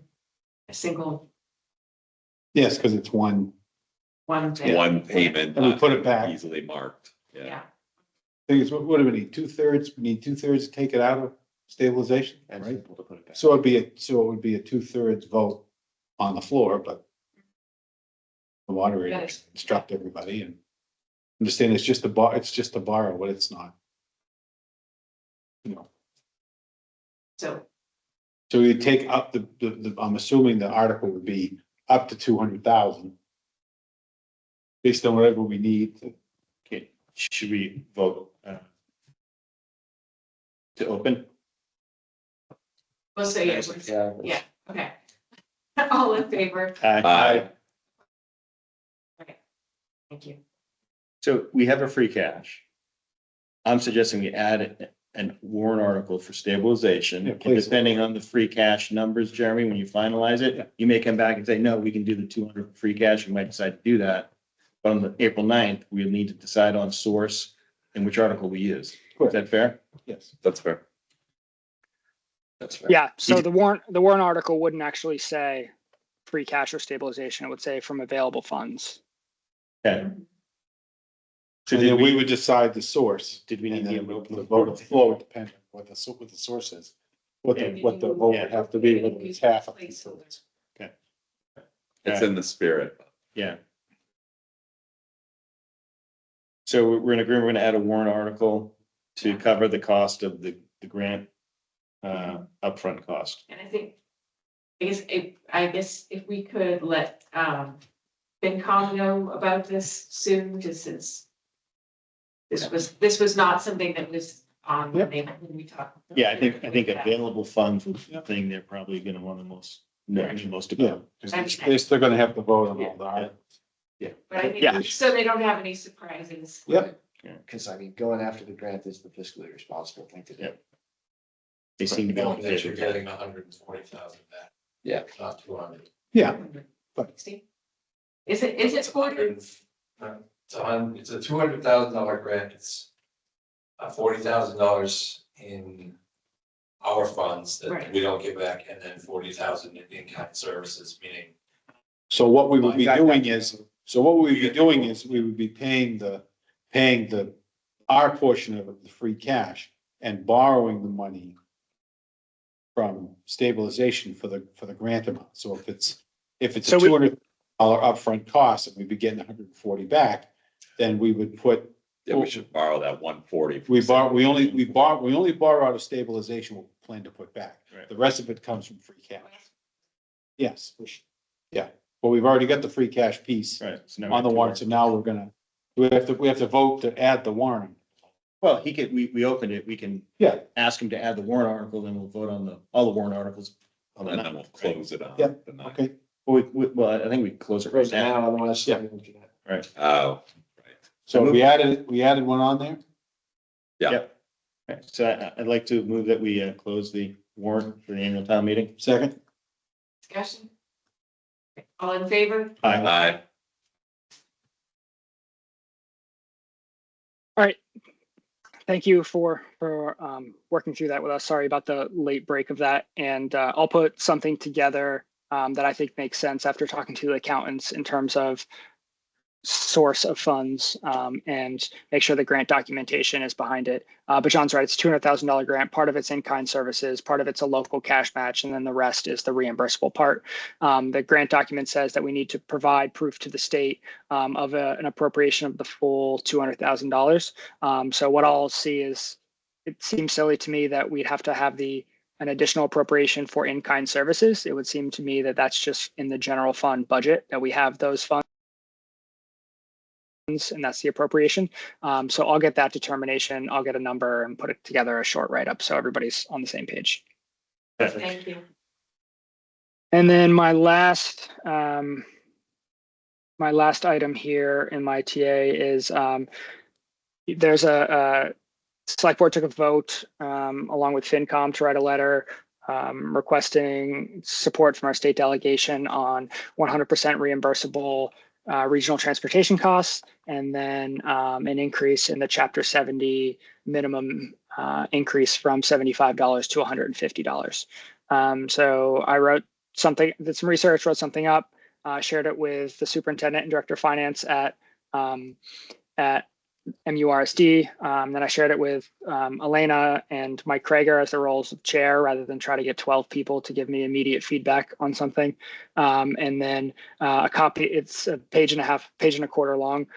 So a copy of it, Katie has a copy of it for you all to sign, but if you want to read it over beforehand and sign it, and then I'll coordinate FinCom signatures should you all be on board with it.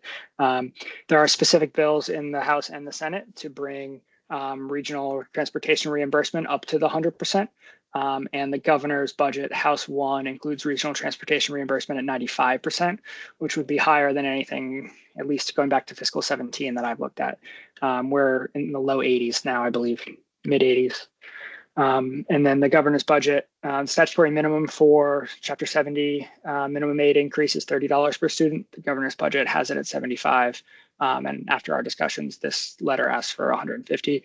And then it invites both Senator Fatman and Representative Murray to come speak with town and school leaders about both the short and long-term prospects for school funding on either a regional or general level. And that's all I have.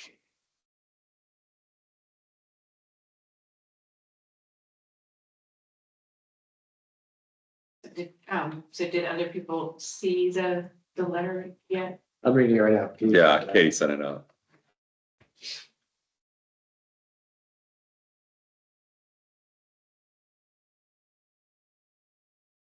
All right, so then, right, future agenda items on to 14. Unless people want to take a quick moment and look at the letter and see if you have any suggested changes. All right, so future agenda items, we're going to revisit the various committees that we've talked about. I think there has been interest in the recreation field committee, so hopefully we'll be able to keep going forward with that, and then revisit the affordable housing committee or the agricultural committee. So our next scheduled meetings are right. We've moved off of our first and third Wednesday to the second and fourth Wednesday, just because of our, I guess, various scheduling issues. So we're going to be meeting April 9th as our next regular meeting, and then April 23rd. And then the April 23rd meeting will be the last one before the May 2nd annual town meeting. Something comes up that's urgent.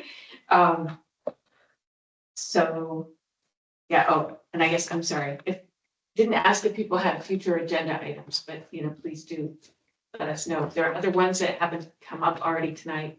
I have two, but I was going to send them in an email. What is easier until we Get the Civics Plus. Yeah.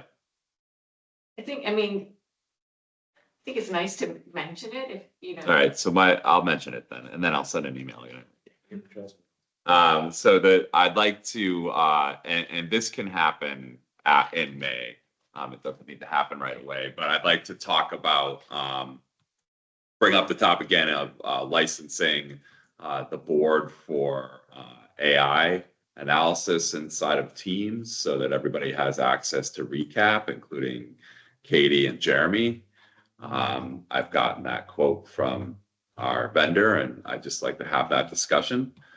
And then the second thing is back to the bylaw review. There is a specific bylaw about the select board's retention of records that I'd like to chat about what that means.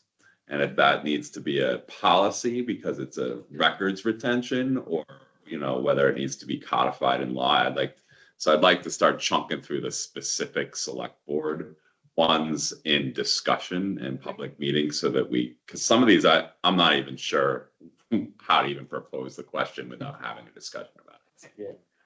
So those are the two I was thinking about, and there's not a rush on that, but May would be great. Awesome.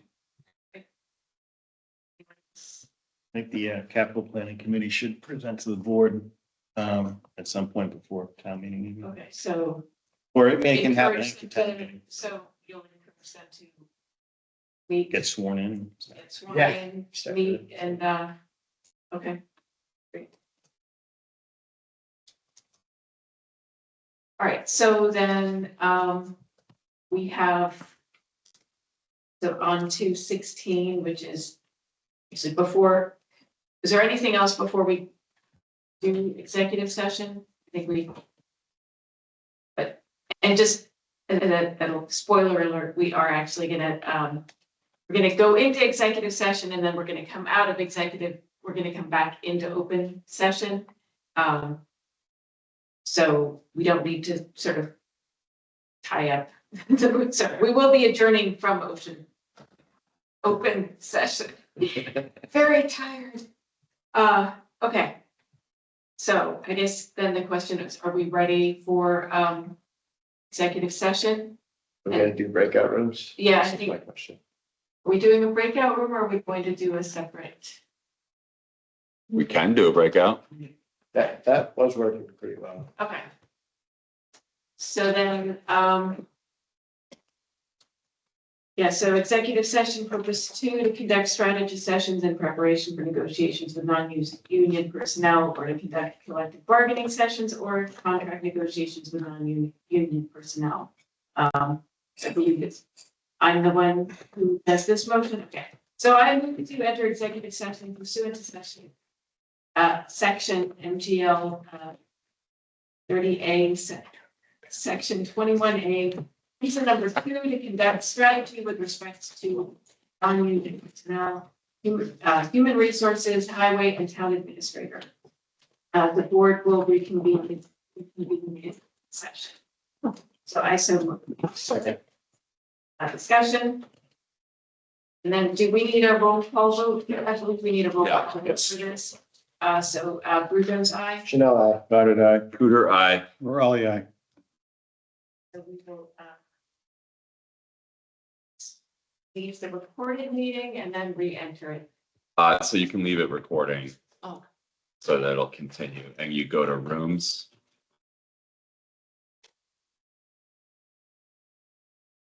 You're gonna have one room.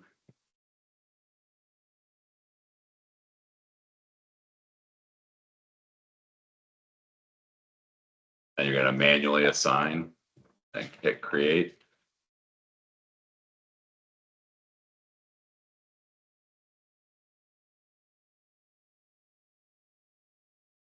You're gonna check all those boxes and hit save. I don't really need to be in. You don't need to. Yeah, leave me out and Brendan, did it.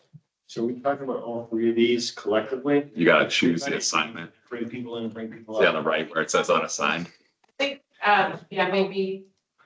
I think they can Here. be I think they can be collective. Okay. There you go. Unless- And you just cut him off because he's gonna get migrated. Now you gotta hit open rooms. I know it's a lot of buttons. See underneath assign participants. Yep.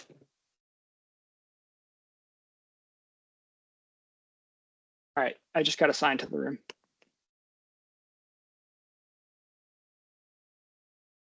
And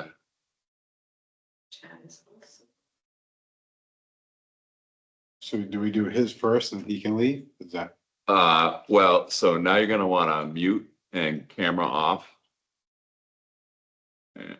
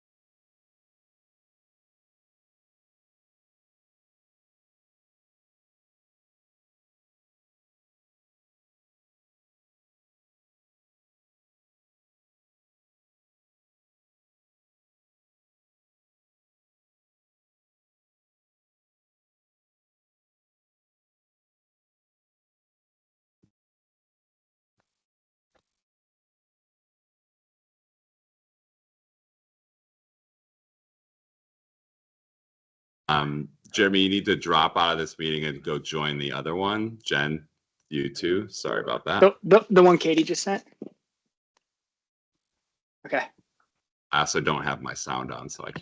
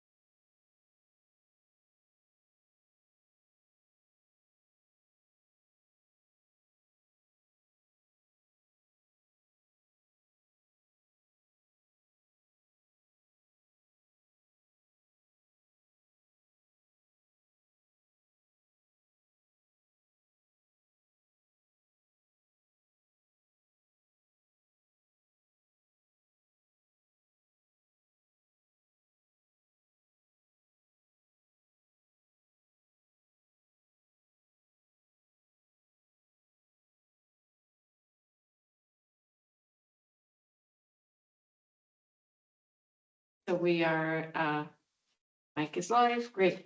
So, just re-entered from executive session, so, we're moving on to item 17, which is to vote on non-union contracts. So I would. Actually, That, have we not? oh. Well, you know what? Okay. Oh, right, it's not showing page wise. Okay, go ahead. Sorry, it's not showing what? So there's 6 people up there and there's 4 people, oh, on mine. Right, there's 6 people up there, so are we not in the room? I see, No, I see, you are, I see because six. I see 6. Cool, Go I ahead. can So, yeah, I can see. see. All right, go ahead, sorry. All right, so anyhow, so we're on 17, voting on the non-union contracts, so I would entertain some motions. Can you read this? What's that? Motion? Do we just need to, in other words, do we need to read this in there to make a motion on it? So Jeremy, how specific do the motions need to be for the contracts?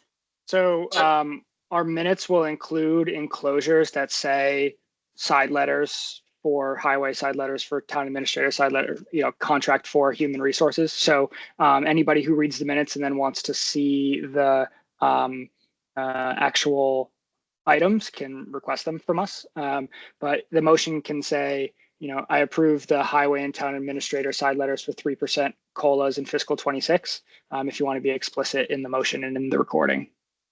Mhm. So moved. Discussion? All right, all in favor? Aye. Opposed? Great, and then, we could have another motion for the human resources contract. I make a motion to approve the side letter agreement between the town and Jeremy Stull to include the section 3 compensation to amend July 1st, 2025 to June 30th, 2026 with a 3% COLA. That's the one I just did. No, I thought we just did the one for Dudley. We did them both together. Okay. But now we're gonna move to, Well, so I think there's no second on that. other words, What, did you make a motion? He made a duplicate. But I made a duplicate motion because I misunderstood it. We can just. So that, yes, it was, I think. let's just back up. Let's do Mike's, because I said so moved to something Jeremy said. There could be confusion in the recording. Let's just do one at a time. So we just, I just made a motion for I'll Jeremy. second Mike's, Jeremy Stoll. For 3%. Yep. Okay. Cool, right. Okay. All right. So further discussion, just clarifying which contracts we are voting on. So we're now voting on the town administrators. Right. All in favor? Aye. Aye. Opposed? And then so John Dudley's is not just, thank you. John Dudley's is not just amending a section, it's extending it through June 30th, 2026 and applying a 3% COLA to the 2026 And compensation. also changing the title. So- Right, so I think that would be worth reading into the.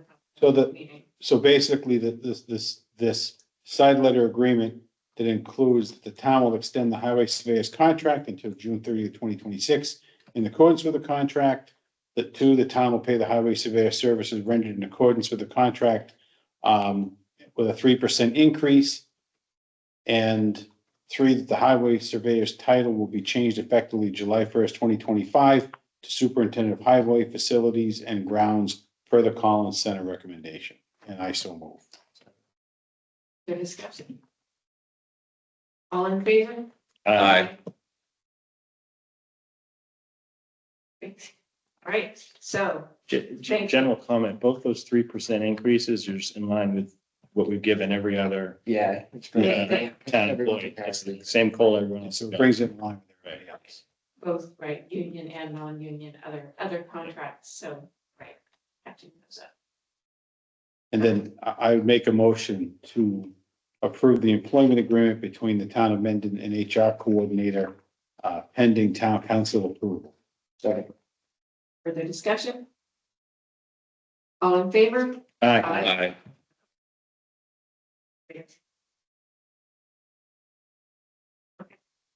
So then, Jeremy, did we cover everything? Yeah, that's everything. Okay, so then. Motion to adjourn. Second. All in favor? Aye. Aye. Sign these before you leave. Thank you, everyone. Thank you, Jeremy.